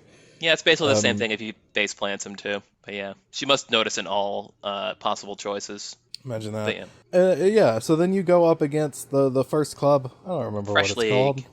The Fresh League. Yeah, I in don't remember the the Fresh actual name of League. the club, but yeah. Yeah, but the girl's name is Kana. Yep. And her deal is that she's just really cute. She's like real fresh on the scene, but she's a really hard worker. Real go-getter. Yeah, and you don't have like the like in the Club Czar minigame in Zero where you have the club owner and the girl. It's just the girl. Oh no, it's all Kanzuki. It's all the Kanzuki group, so he shows up every time. Yeah, it's just Kanzaki. Yeah, you battle her, you beat her, and then, Kanzaki abandons her, and also she gets, like, chewed out by these two girls who work at the club, who are like, hey, you got us kicked out of the Kanzaki group, we're gonna lose our jobs, we thought we could just cruise with you at the helm, but you obviously weren't working very hard either. And Kana says, well, no, I was working really hard out there. I didn't know that you were being lazy. What the hell? That's really fucked up. And Kiryu, like, scares the girls off. Or Koyuki does. It's Koyuki, yeah. And that's Yeah, what leads to Koyuki, them. Koyuki fires her gun 3 times in the air and scares them off. But that's what leads to Get the whole outta here! idea of just accepting the new hostesses after they're done, because, it's Four Shine's just such a nicer place to work, what with, the very nice people and Kiryu just standing there menacingly in his tux, so. Kiryu is like that's the thing, right? Is like with Kiryu as he's manager, he's more of the bouncer, I guess. Floor manager, yeah. Yeah, he's not. There's no conflict that will be happening, and unlike Kiryu, if that one guy from Yakuza 0, the pharmaceutical executive, showed up and he was like, "Oh, I'll pour this wine all over your head," that man would be deep in the emergency room in 30 seconds, or the river. Kiryu, yeah, or he'd be.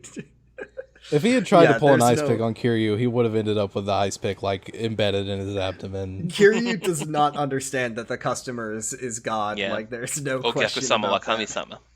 Yeah, he does not. He doesn't. I don't think he believes in that at all. Not the same way Majima does, of course. No. For Majima, it's biblical, really, that connection. Yeah. Well, only under the facade of him trying to get the hell out of the Grand. But yeah, Kana decides to join Club Four Shine because, as was the case with Club Sunshine back in the day, Four Shine just has way better vibes than anything under the Kanzaki group. Yeah, it is. That is really what you're not. It's not the best pay. It's not the most popular club. It's just the vibes are really nice. And there's a big, strong man that will keep the creepos away. Handy. Yeah.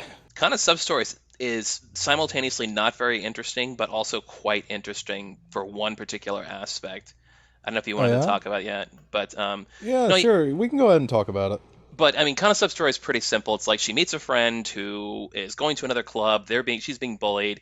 Bad guy shows up, and Kiryu ends up beating him. This is one of the girls from before that was getting on her ass. Yeah, but I've been playing, Yakuza games forever. I have dated every single hostess in the series, and one thing that Kana does that no other hostess I've ever seen do. I noticed this. You noticed this too. It's when the bad guy shows up and makes a move on Kana and her friend. Kana actually puts her fist up, like she's actually going to fight him. She stances up. She's getting ready to throw hands. This is disappointing. We had never. We never see that. Use animation. Just like doubles fight. Yep. Give Kana the Sayama's animation. Exactly. Let's fucking But it's go. but that's just it. It's so weird because even I hate to spoil it a little bit, but there's a hostess much later in the series who is a wrestler, and she refuses to fight because it would tarnish her image as a wrestler to get involved in a street fight. But here Kana's just ready to put up her hands. She doesn't actually. Kiryu does step in and does the fight, but still, it's so wild. I never expected that. That's the thing about Kiryu is that his views on like he's a kind of person that has a very like traditionalist perspective on women, I think, that never really comes up or like is portrayed as like a problem, right? Because not Kiryu, forefront. Religiously would not ever like even is gamified at certain aspects that Kiryu does not fight with. He does not strike women ever. Yeah, he does not. He just refuses. He's never going to be in it. Tekken or Smash Brothers, folks, because exactly those they female literally people you can play not as. happening. Nagoshi said that he will not show up in fighting games because of how dedicated they are to Kiryu not fighting women. But that also means that, but outside of very few like edge cases, even if a person is like, defending themselves or whatever, he's just like, no, you don't need to do this. I only can think of Sayama really is the only woman that he ever like fights alongside. And even still, right. many times in this game, he's like, you don't need to fight. I'll take care of it for you. Go sit down over there. So I don't know. I think you need to work on that, Kiryu. There's plenty of women who are capable fighters, and I think you should let Kana Granny White. It's Granny White. Yeah. Granny White. There is Granny White. This Granny is why White. Ichiban is such a great protagonist, is because he's equal opportunity for letting. Yeah, he says everyone can join the party. Exactly. Yeah, but that's Kana's sub story. It's pretty bog standard, except for those 2 seconds. Yeah, it's really interesting. Yeah. But yeah. So what's next? Yeah, Aika's the next. the next one up is Aika. Yeah, Yeah. the party queen. Yeah, her deal is just she's really good at partying. She I can mean- throw a better party than anyone.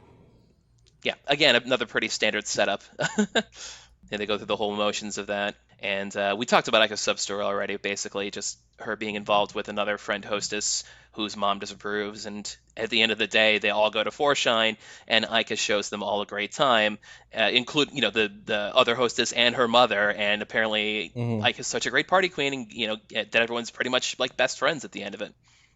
And then they're like, "Hey, off screen, that was pretty wild that that woman's mother said that she was also a hostess back in the day, and that's why she doesn't want her daughter to do that." Right. Oh yeah, I remember. There's always a dark past involved somewhere. There's always a dark past. It's like in Yakuza 0, there was that sub-story at the end of the Cabaret Club sub-story where it's like, my mom was a hostess and she was so busy working and she died. That's and why that's I'm killing all these hostess- other people. Yeah. I do like the finale of the Paradise League where Aika is just like really sassing Kanzaki, like where it's Right. like, you need to show them what fear really means, Aika, and Aika's just like, whatever, I don't care, I'm gonna have fun. I like the Kiryu sort of assembling this motley crew of hostesses. The and Rangers, they all have really. their own distinct, Because they're all color-coded. Kind of, they are, yeah, and they all have their own unique outfits and style and stuff. Though you can. Of course, you can change everything. You can make them That's a shame though, because green-haired, I like pigtailed I like, weirdos. Yeah, give them like the Bunny ears and big glasses. bunny and ears shit. and stuff. Yeah, and, Have them walk around in school uniforms or yeah, Cheongsam. for the weirdos. What I was gonna say is that I feel like we talk about this every time we talk about the concept of these clubs of just like, there are people who would pay a lot of money for for this experience of like sitting down with a person and having them be chatted up. I would personally pay money to avoid if someone was like, if I went to a restaurant and someone was like, and then the hostess is going to sit down at your table and talk to you, be like, how much do I have to pay For you to that go to away? not happen? Yeah, How much do I have to pay to I'd make like to this eat not happen? I'd like to drink in please? peace, thanks. I would never actively seek out this experience in my life. It would be horrific, and it's not just because And of like the there are language people that go barrier. there like with their friends too, and it's like, why don't you just talk to your friends? I don't know, like what I do think you it's- do? I don't get it. In a way, also, it's- there's a lot of status about it too. Like, companies and businesses will throw these parties for Yeah. clients or whatever. So there's a bit of status element to it as well. Yeah, Just be Yeah, seen true, there. true. the idea of like spending money, a lot of money, on something that I personally find wholly Yep. terrible, just something that I really gives me anxiety to think about. But I mean, I guess different also, folks. yeah, people pay a lot of money to skydive too, so I guess it makes somewhat sense. I think it'd be a thing, and I hate being recorded on this, but I think it'd be a thing I would try once. I would go to Japan, go to a cabaret club, and then I never don't again. even know if I've heard that like the cabaret club or the hostess club host clubs are like not as like, they're much less of a thing than they used to be back in the day. Yeah, is that it? Really? Yeah, that's what I've heard. It's like, that's the other thing of like, when I went there, I was there was a lot of ads for like maid cafes, Oh, of and I was course. just like, please no, I don't want to go in there. The idea of this social interaction frightens me. I think for me it's the idea of like a paid social interaction. No, yeah, I get it. Like the thing of like, you are paying for the conversation, you are paying for this person to talk to you. Yeah. Like, It's like paying someone for- to be for on your some sort- arm for some kind of function, just someone to be your date. yeah, it's I mean, like, I guess it's not a- like it's kind of the same impulse that is like, I'm gonna give this person on Twitch like $10 so they'll say my name out loud and say thank you. Like, yeah, and I think that's odd too. well, do you know? no, I have a It's kinda similar to Patreon that. where people pay us money to say their names in the middle of the That's true. episode, so I can't really That's say true. anything. Fair enough. But like, in this regard, like, there's plenty of jobs where making conversation is kind of an inherent part of it. Like, I think, if you get your hair cut, generally that doesn't happen in complete silence. Though I do want to slightly make fun of my brother here, that I know that when he was younger, he would specifically ask for them to not talk to him. Please do not speak to me. I do not want to talk to you right now. Maybe it hits differently for us, gamer types. Is that Sam or? Is that other brother? It was Sam. Yeah, it was Sam. It was Sam. Okay. It sounds like something Sam would say, does it not? I mean, yeah, I assumed it was Sam, but I didn't want to be that mean. No. It's okay. I'm allowed to say mean things about my own brother. I'm allowed to say mean things about your brother, too. Yeah, you're also allowed to say mean things about my brother. I won't say mean things about your brother. Thank you. What's next in store? Next up is the Executive League. Shoko is the girl that is up next, but first we get kind of a cut to Kanzaki with the remaining girls with Shoko. And he's like, okay, we're with, they're coming up through the leagues. They're doing better than I expected. We need to execute Order 66. We're gonna really fuck them up. We're gonna kill every single hostess in town. I'm gonna call up, the governing league. It's like that kind of rad. That kind of rad Beat Takeshi cutscene, style cutscene earlier in the game, where it's just like you see Onomichiko, Etsuko, and the headmistress getting fucking air-holed by guys on motorcycles. Koyuki walks in, the elevator door opens up, and there's just a guy waiting with a shotgun. It's horrible. Gotta settle accounts. Yeah, especially not Onomichiko. Please leave her alone. Please. Number one girl in my heart. So yeah, he's like, we're gonna make it look like we didn't cheat, but we're definitely cheating. I'm gonna call up the governing body for the Cabaret Club Grand Prix and get them penalized. And you can who we never see, by the way. Yeah, we never see those people. We never see this governing group. Yeah, but this committee. Yeah, but he also turns to the side and he's like, you can take care of all the paperwork and cover up work for me, right, Yoda? And you see it. Yoda not shows our up, good friend Yoda. No. Imagine how confusing this would be if you hadn't played Zero, which I'm sure someone surely someone has played this game who didn't play Zero, and they played There's probably a lot of people who have played Zero and just don't recognize this guy because he's just like nobody. Too. He's not particularly descriptive. He's a very generic looking NPC. Like he's just a very normal looking man. At least they have made him look exactly the same, even though 20 years have passed. Yeah, he hasn't aged a single day. So it's like, okay, he doesn't have a very distinct character design, but it's like he is exactly the same as he was 20 years ago. So maybe you can still match him up without having to do that mental translation. Like RGG knows that that Zero was what got so many people on board, which is why so many of the sub stories in so many different games reference the events of Zero in terms of either side characters or only in sub stories will Kiryu ever mention that he did real estate one time. So I can't imagine what this series must be like because I know there's some people out there who started with Kiwami. That was where they started, and then they worked forward. And if you didn't play Zero, it would just be really confusing. There's so much missing. All of this stuff. There's so much missing. People. I think it should be fine to be flexible. Yeah. And be able to start at whatever game you want. But oh my god, if you're playing this game, they really make you need to start with Zero. At this point, you miss out on so much context if you don't. Which is really funny because the actual main story of Zero has basically no bearing on the rest of the series. No, but it's side stuff though.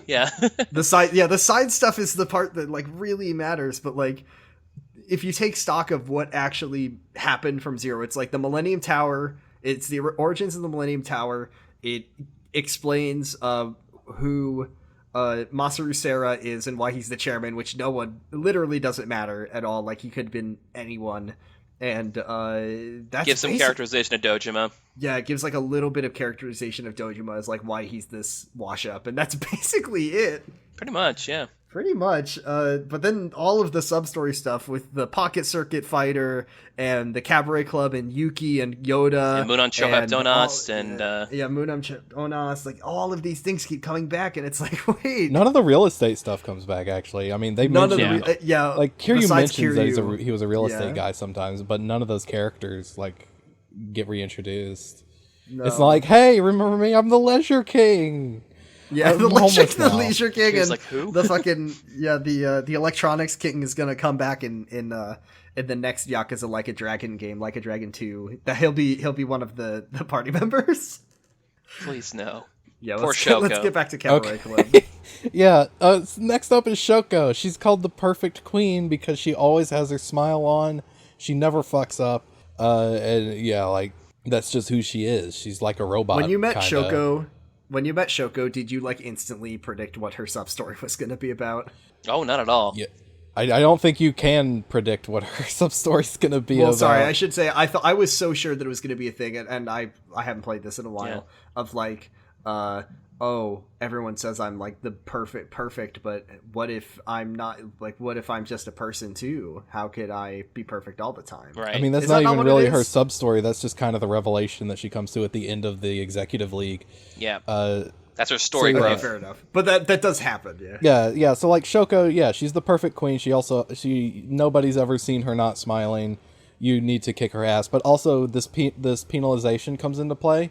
You're only allowed to use 6 hostesses while you're in the Executive League. Instead of the usual 8, This is actually really fun and kind of Really stressful hard. because Yeah. there are 6 seats in the club. So this is really stretching you thin. You don't really have any wiggle room. Like You you kinda need have to to, assign like- your girls correctly. I remember it was kind of a thing where you have to just sort of do damage control sometimes to be like, well, someone's going to be miserable, so I need to put Yeah. like the least worst choice with them until my good choice is done, and then I'll swap her in. Yeah. Fix it like that. I like that. I like when it puts a. Well, yeah, there's not a restriction lot on of it, yeah. situations where, like, because you can swap the girls out mid-session. There's not a Yep. lot of situations where you need to do that. This will force you to do that more. Yeah, because you wanna just like yeah, it is just damage control. This is also where the like fever time, the one that like locks things and or like what it puts them up to like a big smiley face as opposed to whatever, that comes in super handy in this one just because it's like a nice sort of a nice alternative or a backup just in case you need it. It really speaks to Yeah. the way we can talk about it like this. It's actually a really good mini game. I mean, a lot of It is. people I really responded like really this. well No, to yeah. the Cabaret Club mini game. This could be like a good like mobile game, like this Cabaret thing. Yeah, I think so. I think it needs a little.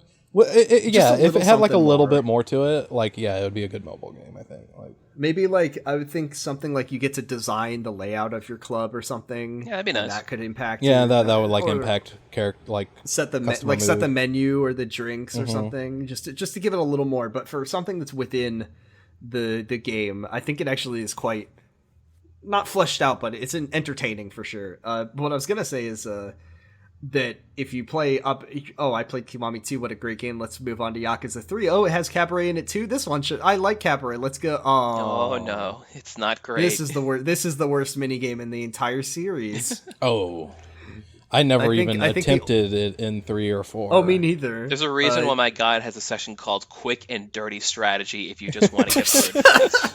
Because I knew. I would rather spend an hour playing patchy slots than spend 30 minutes doing Jesus Christ. Yakuza 3 Cabaret Club. Yeah, we'll yeah. have a whole episode on every single patchy slot machine that's in Yakuza shut 7 up. when we No, get to yeah. it. We'll talk about the like Konami Snake Eater patchy slot machine. God, that would have been great if they threw those in there. No, I don't know about that. More just kind of make me sad.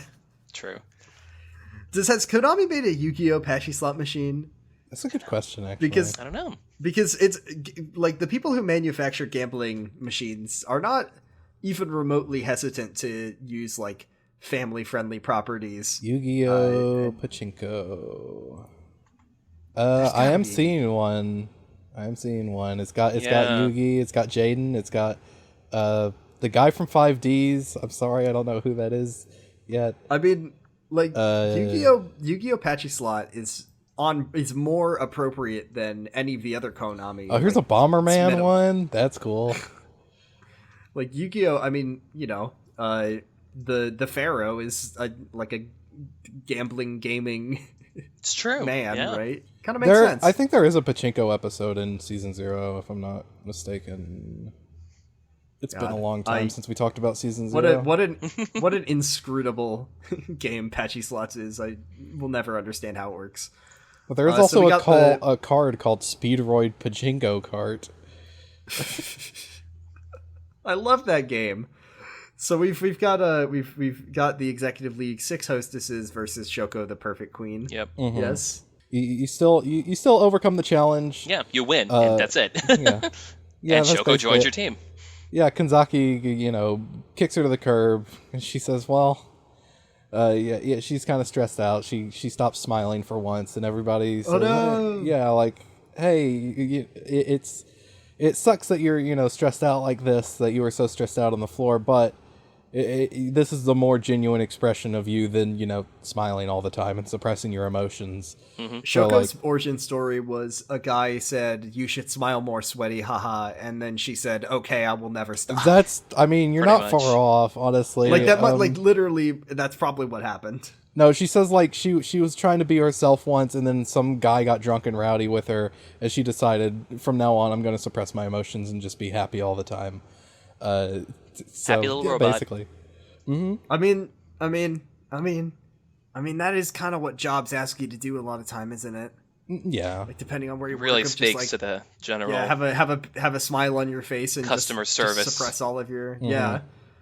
That's kind of what customer service And then this is. guy with an eye patch told me the customer is God. He told me the Smile customer all is the God, time. so if he tells you to smile, then you gotta smile. That's like one of the commandments. Has it been posted on the Discord yet? The meme that's been going around that, of course, Majima is crazy. He's gone through customer service for so many years. Oh my God, you're right. Yeah. Yeah, he had to spend a year doing customer service with Sagawa as his manager. Yeah, that is like what 2 years as Cabaret Grand Manager, and yeah, like he took it further than anyone. On the last episode of Kylex Y that we recorded, we spent a lot of time talking about customer service because it was a customer service themed episode. Oh wow! And yeah, none of my horror stories involved a guy dumping bottles of wine on my head. Oh so God! I think Majima really got out of it. he really, the fact that he got out of it alive at all is Yeah. It's kind of a admirable. Yeah. miracle. Thankfully, my years working in customer service, I never really dealt with anyone rude. That's well, good. I'm very happy. I'm there was, very like, happy one for guy, you when I but- mean it. I never got into TD levels of interactions with customers. It just, sometimes someone just starts making faces at you, or, starts saying rude stuff, and that's all you can do is just ride it out and hope it doesn't, try not to let it get to you too much. Yeah, having someone yell in your face about something that isn't your fault is just like the worst. The Yeah, worst thing. yeah. That's I mean, it, I yeah. worked in a grocery store, like primarily stocking and like bagging. I think cashiers probably get a lot more abuse. My brother works as a cashier probably. in the same store, and he's had some horror stories for me. I feel like food service where I spent most of my time. Oh is yeah, food probably- service is probably the That highest seems like the one that concentration. you get the worst people. But yeah, like working in a fast food, like you worked at Shake Shack, like that's Yeah, Shake Shack wasn't as bad as Einstein's. Einstein's was mostly older, affluent people, and they were just Oh like no! the worst people. Okay, I had like a 2.5 hour podcast where this was all it was. We need to move on. Probably should. I can't. Yeah. I can't. Every podcast I do now is just me talking about my job at Einstein's. This is what you're known for now. yeah. it's my brand. You and your brother just sharing war Me and my stories brother from are the bagel- Einstein's. Bagel Boys, yeah. Yeah, so Shoko's sub story is pretty cool. She signed up for a manga competition. Yeah. I remember this one. Yeah. Yeah, This one's pretty, great. pretty cute. I like this one. Yeah, It's cute. So she made a manga and she turned it into this magazine, and then like she told you about it. Later today they're gonna like reveal who the winner was. So Kiryu offers to take her out to the magazine shop before work, just to like help her steel her nerves. She gets the magazine. She opens it up and she didn't win. Yeah. But she gets a phone call. As it turns out, there are 2 other awards for like best upcoming artist and like the judge's choice award, and they need to see her in person to talk about those. So you go with her to this office, and I'm thinking this is going to be a scam. It doesn't turn out to be, thankfully. Nope. It's Yeah, it legit. really sounds like it's gonna be a thing where Kiryu needs to bust some heads. Not today though. No, yeah, I think this is the only Just one this where you don't once. fight anyone. One of the only times in the entire series where Kiryu doesn't have to bust a head at the end of a shady scam. But yeah, the thing with these other 2 awards is that to pick them, they have contacted all of the artists who are in the running for it and said, okay, it's just the judge's choice award at this point that's left. And they say, okay, we need you to make a manga about the thing that like matters the most to you, and we need it by today. Like, it's due tonight. Because we want to see how you perform, like how much soul you're able to exert under pressure. We want to see how much so- we can squeeze from you now, so we Yeah, know later on we yeah. can do it. We can keep doing it. Yeah, we want to know like how much of a stressful like deadline we can put you under. So we can publish you later and cause health problems later in life. I was gonna say, thinking of Kentaro Miura, it's like you Oh think my of that, and god, it's yeah. clearly that's the work that did him in, So Yeah. I honestly can't believe that Eiichiro Oda is still alive after what the he has been doing for what 30 years now. he's a machine, 20 that years. guy. Yeah, I don't think that guy is. I don't think he's a person. I don't think He's an I think he android. might be yeah. He apparently Oda one time put out a hiring ad for like an assistant, and he said that one of the job requirements is willingness to die for One Piece. So I guess that kind of speaks to what kind of person he is. Sounds awful. Yeah, it is kind of awful. It's kind of an awful job. On the other hand, I hear that the Hunter x Hunter guy really teaches his his assistants with like a lot of respect and like pays them pretty well for the Yeah, industry. I believe it. Hunter x Hunter good. Wow, Hunter x Hunter read is it. good. You never finished it, jackass. Yeah, I haven't finished it. I haven't. No, it's a lot. He's gone through his own health issues too, hasn't he? Though. But yeah, he does have health issues. He has like really bad. That's like, the thing is lumbar like problems. I when think. there's manga artists that's like either they write nonstop weekly for their entire career and suffer health problems and stress and whatever, or they go like take big long hiatuses or go monthly like Araki does for JoJo, which I support. I as much as I agonize. Waiting Part 8, it'll end eventually. It's the close. fact that like each chapter of Part 8 takes a month to come out, and it means that the story moves very slowly. I've been out of Part 8 for a while, but I worry I'm not even that far behind. Yeah, the story has really moved forward a lot, but like That's good. The monthly format is good because the art is very, very nice, and also I take solace knowing that an artist I enjoy does not have to grind his bones to dust every single week to try to get the comic out. Spend soul points to get art out. And let's hope. Anyways, the best that's for not our what the friend sub Shoko. story is about. But we'll hope the best for Shoko in true. the future. I hope that she gets a nice job in the manga industry and doesn't do that to herself. But she So you go back to Club 4 Shine. Because she needs to decide like what she cares about most for this manga thing. She needs inspiration. Yeah, you suggest just going back to Club 4 Shine. She'll probably, she'll find inspiration there. You show up, and there's a comedic scene happening, as always.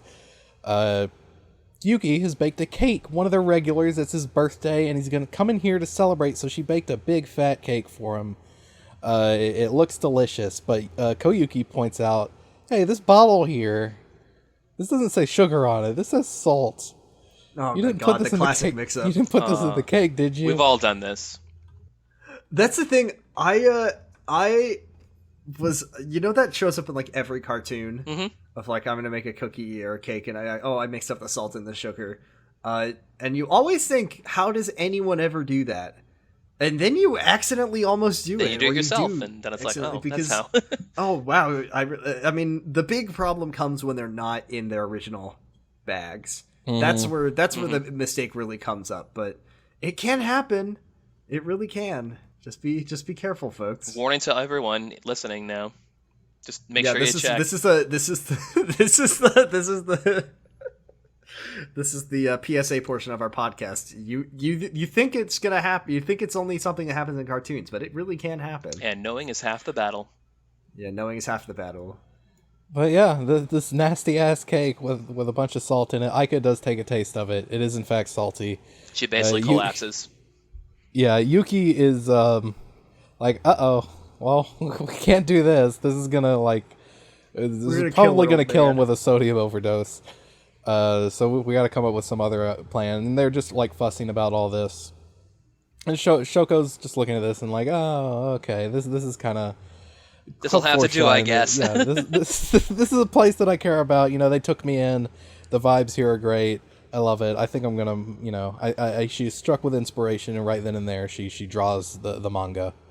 You don't get to see it, of course. Well, you didn't see her draw from the reverse angle, though, which is actually kind of nice. No, yeah, you do. She does have a piece of paper and a pencil, and you see her drawing, but you don't see the drawing. No, you don't see it. You see the drawing, and it looks like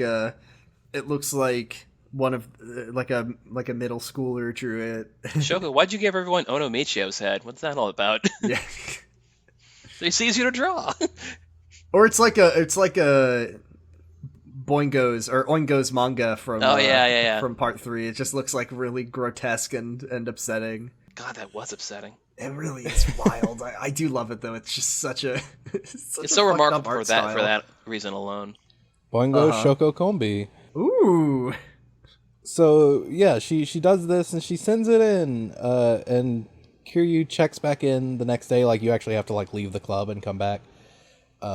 Which is weird. It doesn't resolve right then and there. Everybody's gathered around. They're all clapping. They say, "Yay, yay, Shoko, you did it!" And there's a big, the big trophy on the counter.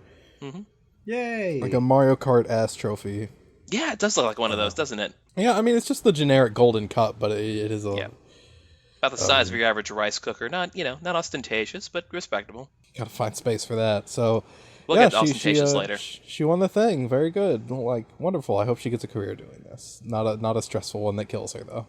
No. And that's Shoko. Next up, the Millionaire League. Jesus Christ. We're getting there. We're getting there. We really the girl, filled this out. the girl in this one, she's purple. Her name is Yua. She's the national hostess. Mm-hmm. I don't remember why she's called that. Well, she's also an idol. She's very idolish. Right. How everyone likes her.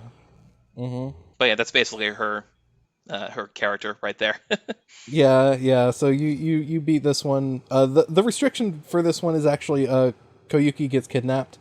Kanzaki sends Yoda to kidnap Koyuki, and you don't have her for this entire time, which isn't as big of a penalty as the other one was. It isn't a penalty, but like, and you don't have the 6 hostess limit anymore. Right. So this is just depending on how you like played this. If you were really just investing into your main group, it is a little tricky, but I mean it's way less. Yeah, well, I mean at this point you have 3 other platinum hostesses and like probably a stable of golds and like Ono Michiko, so it's probably fine. And again, it's poetry. It rhymes. This happened in Yakuza 0 with Yuki as well. Yes. Yeah. Yeah, Yuki even mentions this when you get to the final. She's like, Koyuki's been gone for a while, and it sure would be a shame to like go up against Yua without her. Do you think she might have gotten kidnapped? Because I did once, and Yuki's like, that's ridiculous. Kyu's like, wait, you got kidnapped? wait, you got kidnapped one time?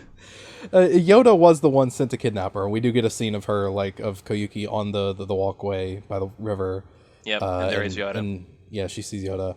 So, yeah, you get to the finals, you beat Yua. Well, this is at the point where everything just, everyone starts showing up in the club. Koyuki comes back and realizes, oh, I was freed, and she was actually freed by Yoda, because Yoda was never actually working for Kanzaki. He was... Double agent. Right. Yep. I was a double agent. I was trying to foil Kanzaki from the inside. And then, and then a bunch of hoodlums get tossed into the club, half beaten, and it's like, well, how did Yoda and organize coming out of the Club Sunshine? Well, we had a little bit of extra help, didn't we? And of course, this is the big moments that we've all been waiting for. It's when Majima swaggers in. Yeah, it's so satisfying when you finally get to see Majima, because the whole time it's like all of these people are people that were from Majima's story, not Kiryu's story. Right. So the fact that you finally get these like reunions is satisfying, and I like it. Mm-hmm. It's like the most narratively important part of the entire whole thing. It's because of this kind of denouement between Majima and Yuki. But so essentially Majima shows up and wants to reveal that there's been a traitor in the midst of the whole entire competition. And putting on his best Phoenix Wright, Majima points towards the traitor. Turns out he's pointing directly at Aika, and then it's like, no, it's not exactly Aika. Like, you should just step aside for just a second. It's the person behind you. Scooch over just a little bit. It's the guy behind you. And it's Buono. It's Buono Isazaki, the host, who's like... I gotta say, if Buono was a traitor and a spy, he did a really bad job, because Club Forshine did certainly keep winning throughout this entire thing. Yeah, it's never shown exactly what he did. Because, like, it's established, like, the whole governing board is in Kanzaki's pocket. Like, he just seems like an announcer that doesn't do anything. So, I don't... Maybe it's the wrong way around. Maybe Buono was tipping the competition in Forshine's favor. Oh, Maybe. He was a Maybe triple agent. Majima was here because he just wanted a fair fight at the end. But it's funny, too, because Buono's like, oh, no, it wasn't me. Where's your proof? And Majima just looks down at the guy on the floor and say, hey, is this guy a bad guy? And the guy on the floor said, yep, totally bad. Yes. And then Buono immediately takes off for the Sprints door. out of the just room. sprints. We haven't described what Buono looks like. He Oh, right. is. We should have done that. He's got a very shiny, like, silver suit. Yep. And his most striking feature is his bright red bowl cut. And he does his signature pose is that he does like the dimples. He like pokes in his puts dimples, yeah. He twists on his dimples. It's a lot. And I think the thing I really like about this is that once Buono is out, Majima becomes the new Buono. Yes. Takes his suit, too. And he puts on the what did he take? Did he take Buono's? Just ripped it right off his back, assumedly. He looks good in it though. He makes it work. Suit The with gloves help, Unfortunately, too. the only thing I'm disappointed is that he's not wearing the steel-toed shoes when he has Bono's suit on. That blue green shirt underneath with the candy striped tie. It looks great on Majima. Looks great on does Majima, look absolutely. Looks garish on Buono, which is quite odd. I mean, Buono is just a garish human being True. all around. Yeah. But yeah, What I would say is that probably while Majima is wearing Buono's clothes, he's having his snakeskin ensemble dry cleaned because this is the first time he's ever got the opportunity. since 1988 that he's ever taken it off. Oh, he had to like peel that off with some channel lock. It's stuck. Ew. But yeah, So much sweat caked on. so we got Majima revealed as, part of the story now. Kiryu is just completely aghast throughout all of this. He's like, Majima, why? How are you here? What's happening? For some reason, Majima showed up. And also, Yua just kind of steps in. It's like, can I join your crew too? And they're like, yeah, you're in. Cool. She's been Yeah, hiding fine. behind a column like Yep, this whole just time. hiding behind a pillar. Yeah. Lots of hiding behind things this week. I love the interactions between Majima and Yuki. He's just like, "Hey, Yuki, plain old Yuki, like always. It's you. You look older." And she's like, "Well, better than you. You look like a fucking circus act, you piece of shit. Where have you been for the last 20 years?" I love their interactions. This is like She's like, I remember she's like, you just walked out on us one day and we all thought you died. we haven't seen you. it's in like some forever. stuff happened. It is.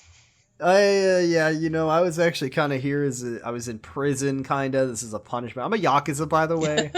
I never told you that. And also too, Majima and Yuki get their reunion, and the basically the finale of this is that Kanzuki is quote unquote defeated, and he's like, "Oh no, I've lost everything." And then Kirara just steps up. Kirara, which is Kanzuki's personal number one hostess for Sunshine. Kirara steps up and is like, "Hey, by the way, you guys still got a grand championship you have to win, and I'm totally gonna win it. I don't care about Kanzuki. All I ever really cared about was beating Yuki. So we're still having this." Yeah, because the thing with Kurara is that she joined when Yuki was still at Club Sunshine, right? She quickly became the number 2 girl, and she Right. actually she said to Yuki like, "Hey, I admire you a lot, but also because I admire you so much, one day I'm going to defeat you and become the number 1 girl." But before that could happen, when Yep. Kurara became the number 2 girl, Yuki actually like that same day had to quit Sunshine. Something like that. But yeah, it's another funny thing too, because in Yakuza 0 there is actually a regular, normal faced hostess named Kirara. And it's like, is this the same person? They don't Is look the it? same. And 20 years elapsing, I don't think Kirara is Yeah, that like old. Kirara is like So I don't think they're the same Yeah, But no person. one ages in this series. much younger than Yuki, I believe. Yeah. Like, she's probably like in her 20s, like late 20s at the most. Yeah, and Kirara's character trait is just that she's the best. She is the number Yes. 1 girl in Sunshine, and she's going to beat Yuki, and that's basically it. Oh, one more thing, because I forgot to bring it up. When you start the battles, the ones, not the regular days of The service, finals, but like Yep. for each Yeah, it's league. true. We didn't really talk there's a about this. really great cutscene where it's like introing the fight, and Kiryu. Yeah, it's the and same one the- from Zero, like where they walk at Yeah. each other and they like say their They line. have the standoff. Kiryu's got his arms crossed and he's like, "Oh," and then the host is like, "Hey," and then Buono pops out. Yeah, he pops up Whatever. from He's like, "I'm underneath. Buono." And your number And 1 then- host, but of Bono.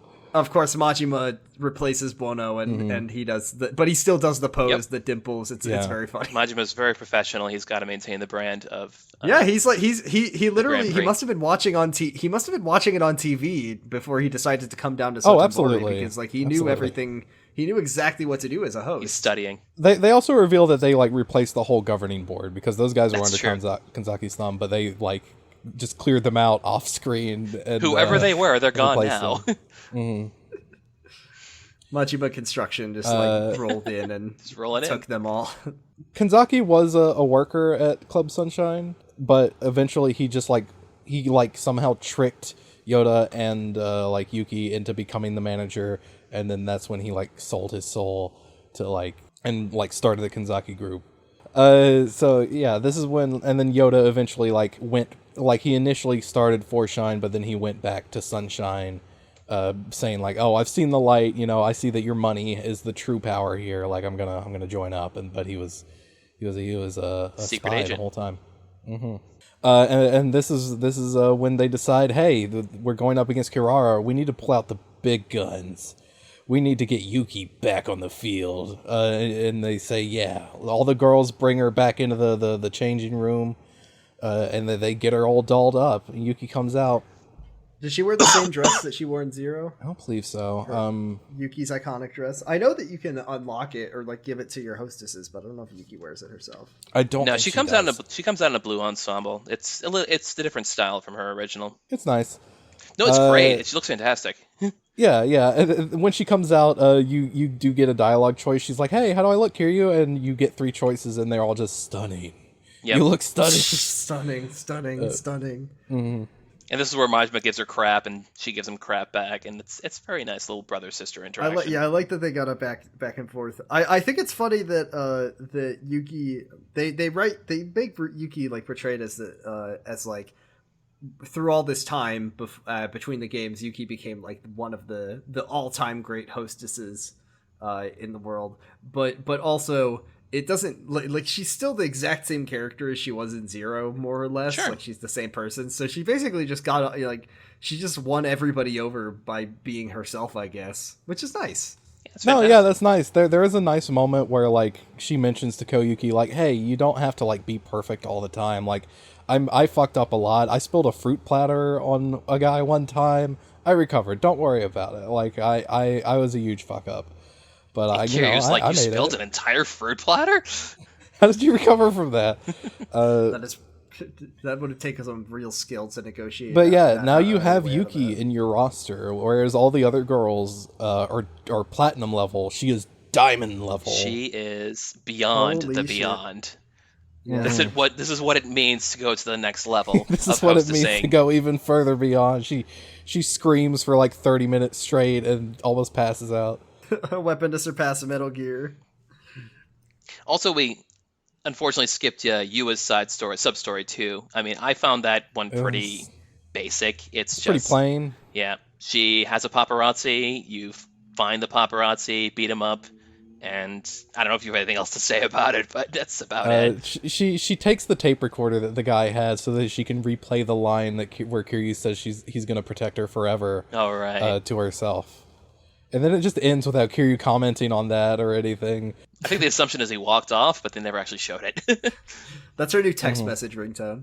It's Kiryu being like, "I'm gonna protect you forever." So yeah, it's the finals. I think you just go straight into that battle. Yes, there's no building up to it. There's not like a working your way, like you don't have to get a certain amount of fans or anything. Right. The Grand Championship's one battle. Mm-hmm. This is for all the marbles. Yeah, it's for all the marbles. Majima's here. He's in the Bono suit. He's giving commentary. Mm-hmm. Yeah, he is commenting during the match. He's such a natural. He's just like the kind of guy, Majima, that like you put him in any situation and he's gonna thrive. Absolutely. You struggle to think of anything that Majima couldn't do. Like if you fucking told Majima that the pilots had passed out and he has to land the plane, he would land the plane. Yeah, in a heartbeat. No doubt in a world. He steps up. He'd probably do better than the pilots. Is there a doctor in the building? No, but I could try. Yeah. Like, he's like, I've cut people open before. He's a wizard with a knife. Yeah. So how does this whole thing wrap up? Yeah. You beat Kirara. It's she kind of concedes defeat, says like, okay, Yuki, you finally proved you're the better hostess than me. I didn't even stand a chance out there. And Kanzaki is distraught. He says, oh, I finally been defeated. You defeated me, and this can't believe this all started with one bad loan. Right. Yeah. He reveals that the reason he did all this, he way back in the day, he got like a loan, and then he needed to pay it back, but he was in massive debt, or like he took out a loan for a friend even, and he couldn't pay it back. He was in massive debt, like it was a scam, and the guy suggested to him to like buy out cabaret clubs and sell. This is where it gets really confusing. Yeah, I got kind of lost in this too. He like comes up with this cockamamie scheme to like buy cabaret clubs and like put them out of business, sabotage them. Yeah, and then and this is when he made himself manager of Club Sunshine and started the Kanzaki group, and he got investors, and it all kind of accelerated and snowballed from there. And I don't really know if he ever paid off the debt. I think he says he didn't. I don't know what the deal is, but he's like, yeah, and this is what could happen to you one day if you become really successful. You're like bound to these investors by blood and money, and you can't get your way out of it. And Q's just like, I don't know about that. I think we can do it. I'm sure we'll be fine. Yeah, we'll be fine. We've got vibes. Yes, we got good vibes, and we've got Yuki as our owner. We'll make it after all. Yeah, and the cops show up and they arrest Buono and Kanzaki, take them away. That's kind of the end of it. I mean, that's the end of the main story. There's a couple of sub stories to do. But yeah, there's like one final like capstone in the whole thing. Like all the girls are getting ready for work. They all get like a little goofy moments. Like one of them ate the other one's pudding cup, something, all that shit. Everybody gets ready for the day, and Kiryu says, "All right, we're gonna fucking kill it, guys. Let's go." One more, we gotta do the handshake. Yeah. Now that everyone's here, why don't we do the thing? Let's do the thing. And they're like, "Hey, Kiryu, you gonna do it?" And he says, "Yeah, sure, all right, I'll do it just one time." So everybody does the Club 4 shine, the pose, the salute. Say, yeah. Yep. And Kiryu joins in, and you do get to hear Takaya Kuroda say, "For shine, for shine." Mm-hmm. May I talk about sub-story number 75, the perfect Treat Me Right? No, because first we need to talk about sub-story number 74, Foil the Wedding Fraud. Dumbass. Right. Of course. No! Can't forget this one. This is a really good one. I like this one a lot, actually. It's pretty funny. Kirara calls you out, and she says, "Hey, Kiryu, I need some help with something. Check this out. Yuki just got off the phone and said, like, she's gonna go meet some guy, and he's gonna, like, stay over." And well, they hear her on the phone, actually. Yeah. Like the original impetus was like, "Hey, Kiryu, you want to go to the horse races with me?" And then that's literally? all. Yeah, that's how they started. And then it's all thrown out when Yuki gets the phone call. Okay. Yeah, she gets the phone call, and yeah, it's like she's on the phone with some man, and she's like, "Yeah, you're gonna stay the night. It's gonna be great. We're just gonna see each other for a little bit." And Kirara immediately is like, that she's getting fucking wedding scammed. There's a lot of guys out there that'll do this. They'll find gullible older women, and Yuki's like 39, so she would fall for this. She's getting scammed. And then they like talk them into marrying them, and then they run off with the marriage fund. This happens all the time. And Kiryu's like, yeah, that does seem about right. Yuki's old. She's getting up there in years. She's 39, and also she is like dumb as a sack of hammers, so she would probably fall for that.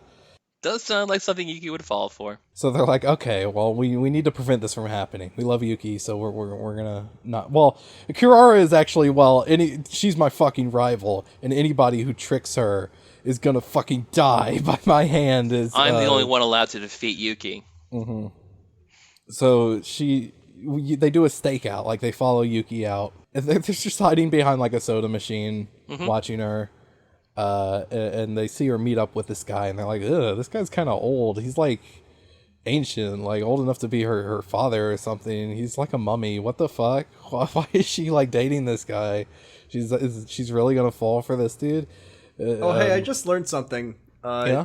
I just learned something. I think all of the hostesses in this sub-story are, just like in Yakuza 0, are adult film actresses. No.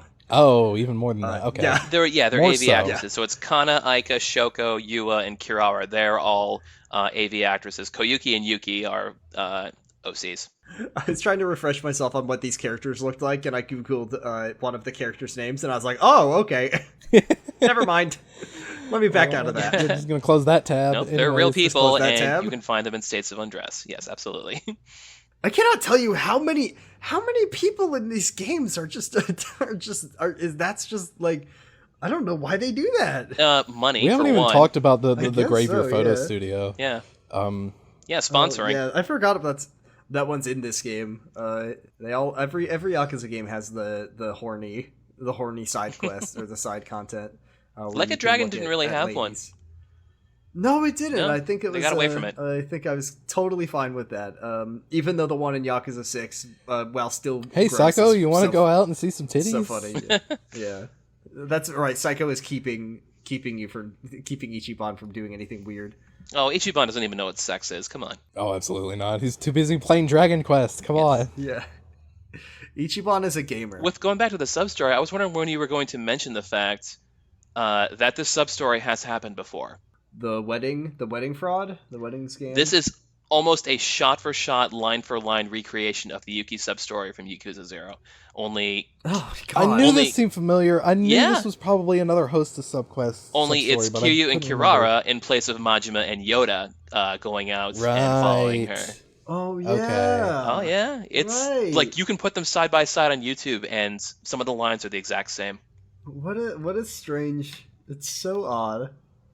God, I didn't remember this is exactly the same one. Oh, okay, yeah. yeah. So they watch her walk off with this husk of a man to a restaurant, and they're peeking out from like a partition. Do you think we're breaking any ethical concerns here? It was one of my favorite lines as they're hiding behind things. No, it's fine. We just so happen to walk into the same restaurant as Yep. them. It's fine. And one of the workers from the restaurant's just behind them, staring at them like, "What are you people Yeah, doing?" yes. One of the workers is watching them, like her head's going back and forth as she like listens in on this conversation. She never says anything. It's great. And that's another thing. The same thing happens in the Yakuza 0 version of this sub-story as well.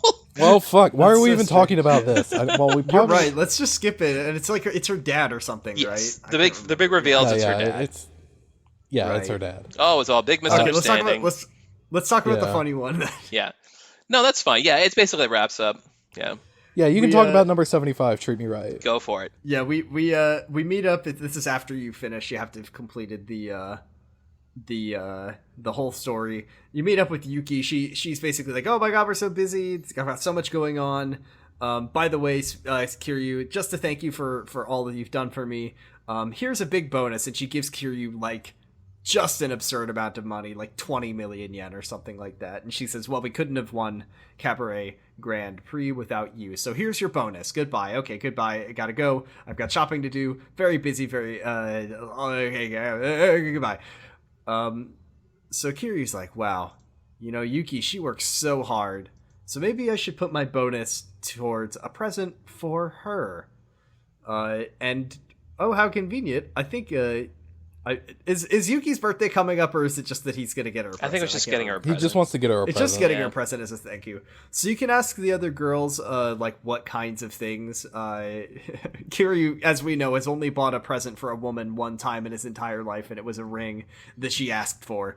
So he that does not Reina really know- told him that yeah, she Reina wanted. literally told him that she wanted. So having to come up with his own gift, I guess. That's too much for He him. hasn't learned. Yeah, he doesn't learn how to give gifts until Yakuza 5, and even still, he does a really fucking bad job at it.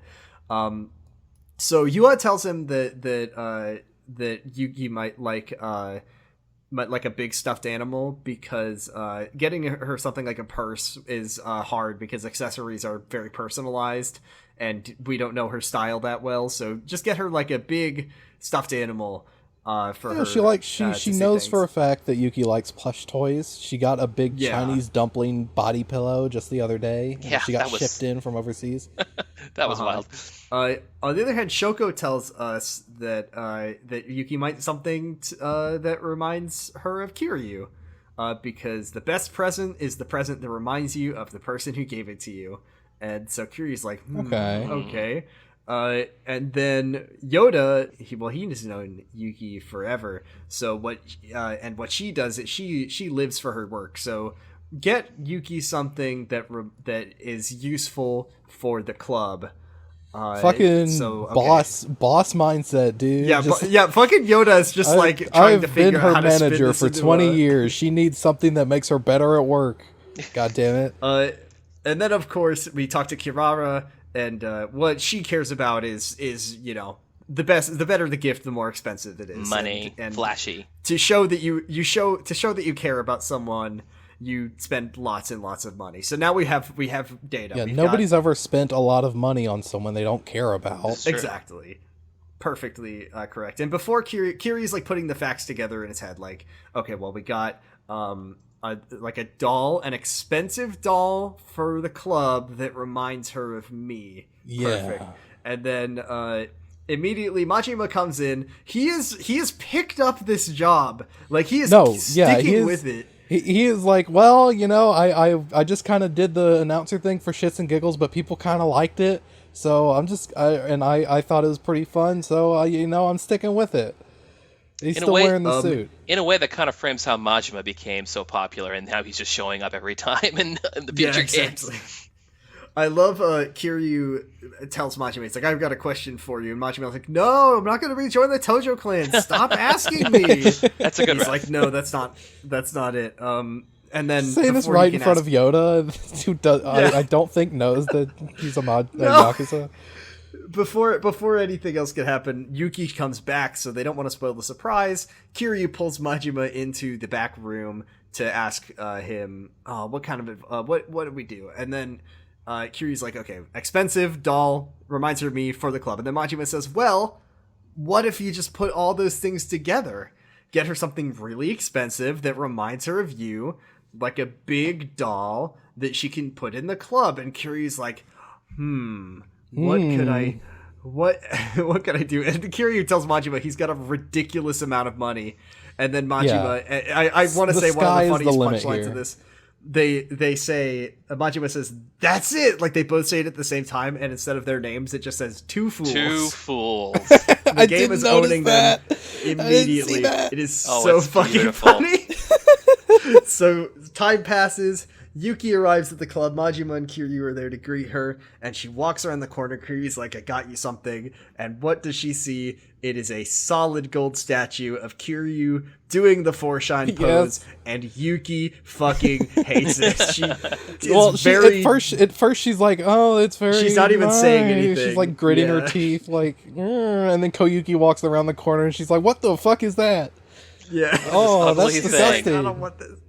And from now on, the big golden statue will be in the club. And obviously this is another Yakuza 0 reference where Kiryu put a big gold statue of himself in the in the office. Just go he is this is the only gift that I'm surprised he didn't get Yumi a big golden statue of himself. Yeah. He didn't have the money at the time. Yumi if Shinji had given him a little more money. Maybe a little gold statue of himself. Kazuma, is it okay if I take a larger portion of this week's take than usual? I need to get something for Yumi. I know this money's for my new Kiryu clan, but I'm gonna blow it on this statue. Yeah. I love Kiryu's habit of minting giant golden statues of himself. It is so funny, and we don't get a lot of repeat customers in this business, sir. No. So that's it. We've really mined this for content. I did not expect us to really get in there for Cabaret Club, and there was stuff there. Good. Let's do. We have some questions. Mm-hmm. Oh, geez, we have more questions than ever. This is ridiculous. Yeah. If you have a question, you can send them to Kamurocho Radio at Kamurocho Radio on Twitter. We've got a couple questions this week, or you can ask us a question in our Discord server. The link to join is at the bottom of every episode. It's fun. And Dolce de Postcard is our questions channel. Here is a question from friend of the show, Dan, who says, and that's at Bigger Challenge on Twitter, who says, if there were Western wrestlers in the Majima Construction storyline, who would you want? Now, we already said Kenny Omega. Yep. We got in that. Kenny Omega is a great choice. I think he would actually probably do it because he does play the video games. I'm trying to think if there's anyone else I even want that much. I would add at Great Black Otaku on Twitter. I'm blanking on his name. Brennan Williams also goes by Austin Creed. I think it would be a great fit for that. Yeah, like I feel like any of the wrestlers who play video games, which is a lot of them, more than you think. A lot of them do. I mean, you know who would be a very good fit if it weren't for the fact that they couldn't have Kiryu fight them is Asuka, who isn't a Western wrestler. She's a Japanese wrestler, but she mainly works in America. Oh. And she also plays video games. Sorry, I made a mistake. I do want Brennan Williams, but Austin Creed is actually the stage name of Xavier Woods. That's my bad on that one. Whoops. But both of them would be great. Xavier Woods is also a gamer and has his own YouTube channel. Oh, yeah. I know those two, yeah. Then we've got one from friend of the show, Pagetish, who says, how would you make over your co-host to make them a platinum level host in the podcast Grand Prix? Do you think Kazuma Kiryu could lead Club Noisepace to defeat the Maximum Fun League? I think he could. I think Kazuma could do whatever he wants, whenever he wants, like 100%. So he could take down the rival podcast network, no problem. I've got my man on the inside infiltrating Mabim Bam. It's Matt GameCube. He's going to help us take them down. He's going to take him down from the inside. Let's see. Argyle, let's see. What accessories? See, this is the thing. I just want to say I'm definitely bowing out of this one. You guys are on your own here. Yeah, we're on our own here. I don't know fashion at all. I think a big a leather jacket, like a gold leather jacket, like the guy from Judgment wears. Okay. And I think I would basically just make you look like the golden boy from Judgment. Toshiro. Yeah. Just so people wonderful. Yes. What would you do for me? So for the record, for people who haven't played it, blonde pompadour wig, big sunglasses, gold suit.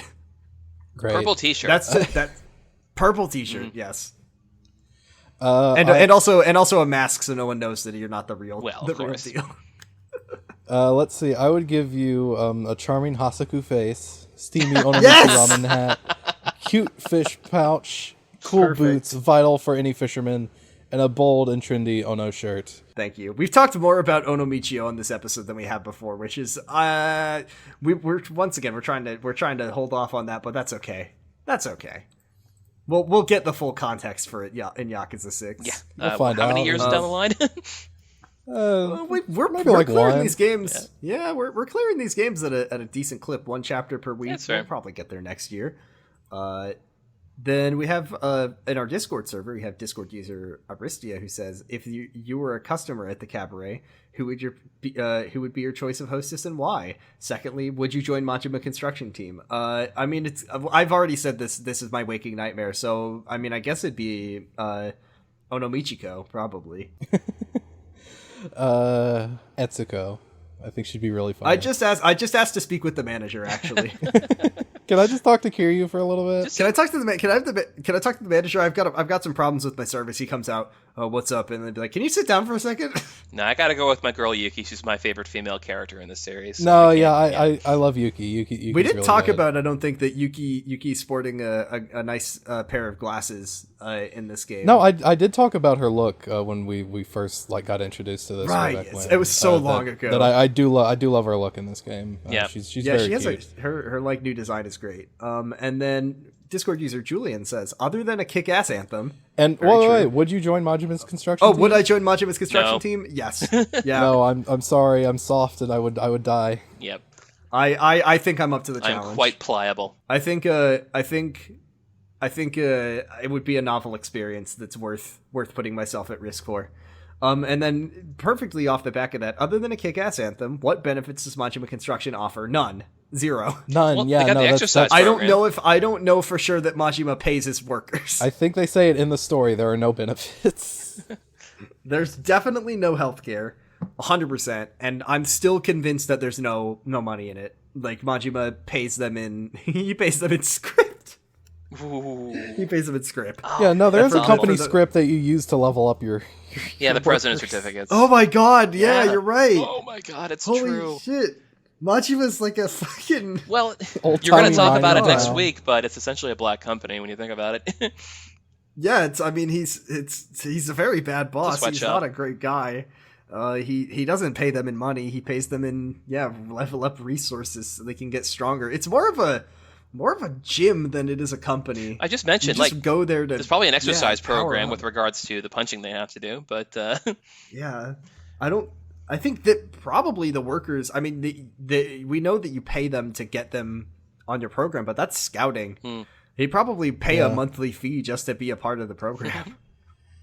Yeah, I mean, I think the best part about it is that there's no experience required, and that you can just come from anywhere to You could to be a work for professional him. But, like, wrestler. other than that, it probably pays like decently enough. But then, like he said, no benefits. And I feel like just having, we love Majima as a character, but I feel like if I had to work for him, it would not be good. He's the kind of guy who would say, "We're starting having a dental plan," and he'd hold up a pair of pliers, and then we'd be dealing with essence of Oh, pliers. God. Yeah, I'm the dentist. Come into my office anytime. The door is open. I mean, I don't think he'd be the worst boss. I just don't think I don't think he would be the best boss. He would definitely have spirit, if nothing else. He was a really good boss in Zero. Like, we fucking know that he was a great boss in Zero. Yep. So actually, I mean, that's the question is Will he bring it? Is he beholden? Yeah, will he bring it? Well, that's Does when he had the bring threat of same- death over his head. Like, Yeah, that's the problem, is that he's being an incredible boss was off the back of him having to raise millions and millions of yen. Yep. Though the other point against that is that one of the things he was doing was like just basically handing out lots of money and pay advances and stuff like that just to keep his staff happy. So I don't know. He knows that your business runs better when you treat your employees right. So maybe Majima is a good boss. It's impossible to say. He is OSHA compliant because, well, whatever Japan's version of OSHA is, because everyone's wearing hard hats, and he's so dedicated to safety that he wears that helmet even when he's not on the job. Makes Nishida wear it too. Yeah, he makes all of his employees sleep in their helmets. So yes, I would say that a free helmet is about as and a daily exercise is about as good as you're getting from Majima Construction. Those are all of our questions this week, and we're running exceptionally long, but we had a lot of content to cover today. Yeah, it was a good time. It was a lot of fun. Yeah. Now, next week, we will have friend of the show, Audrey, on to be covering the Majima saga. So, Majima has his own little story. We will be covering that, and then we will be rounding in off addition to the Yakuza 0. two stories for him that we covered this time. Majima was barely in this game. This is the Majima. He's in this game more than he was in the last game, I think. Seeing as how he's in too many games, and he has his own little entire game within a game. But so next week we'll be doing Majima Saga. The week after that we'll be finishing up Yakuza 2. That'll be really fun. Why don't we give our plug, CyricZ? Yes, thank you. What if I called you CyricZ? You can do that too. In honor of our Canadian podcast. Yeah, I want to apologize on air. I meant to do that at the beginning of the episode. Last week I did call him CyricZ. It is CyricZ. You have to make sure to enunciate and say the the Z or Z silent. is indicative, yes. But yeah, if you want to find me, I'm on Twitter at CyricZ42. And if you want to find my guides, just search for CyricZ and GameFAQs, and you'll be sent to my contributor page, which has a big listing of all my guides. I've been doing this for a long time, so I got a lot of spread there. There are guides for Cabaret Club Grand Prix and for Majima Construction, if I remember correctly. That's true. So, Oh, yes, of course. very comprehensive. So, I mean, we know we're going to make one for Lost Judgment. What about that new Lego Star Wars game that's going to come out eventually? Eventually, I mean, it was funny because the Lego Star Wars game was supposed to come out late last year, and I was worried that I'd be running the two of them, Yakuza Like a Dragon, Yakuza 7 and Lego Star Wars together, and it turned out I didn't have to worry about that at all. I was excited for the Lego Star Wars game, and then I was like, well, I've never seen Rise of the Skywalker, and I don't know if I'd want to see it in Lego form. that was I one of the last movies that I saw in theaters. You'll probably be fine. I just don't. I think that maybe Rise of the Skywalker might be improved by being made of Legos. Well, we'll find out when we find out there. We'll find out, yeah, when that game eventually comes out. You can find me on Twitter at BradipusRex. I said this on Slappers Only this week. I will probably be locking down my Twitter soon because of my new job interviews. But I will. Jobs. Job being on job, being in job. That would not be people knowing your conducive to me name, having that attached exactly. to products where you talk about video games for 2.5 hours.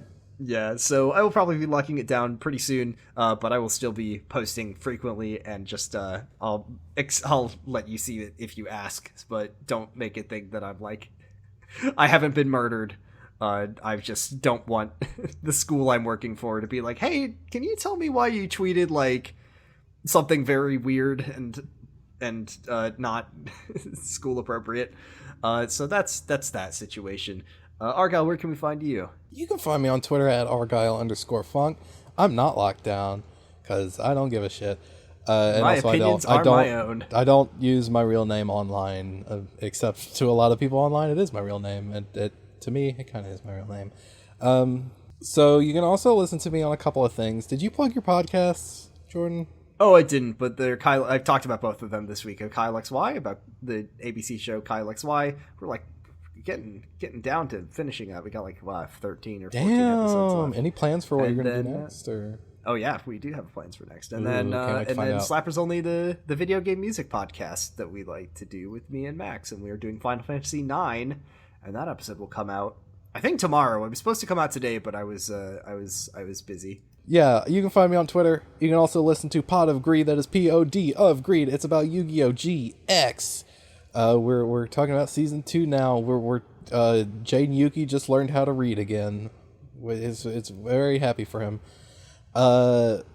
You can also listen to the current season of Wow Cool Robot. It is a Gundam podcast, currently Wow, a G Cool Robot. Gundam podcast, where I and Audrey are joining Max to talk about G Gundam. It's a big funny show about big funny robots. They are pretty funny from what I've Yeah, heard. it's one of my They favorite stomp around. animes. They do big stunts. Stomp around and they shoot fireballs at each other and shit. It's like But Street no one Fighter. dies. No one dies. No one dies. No one dies in this one.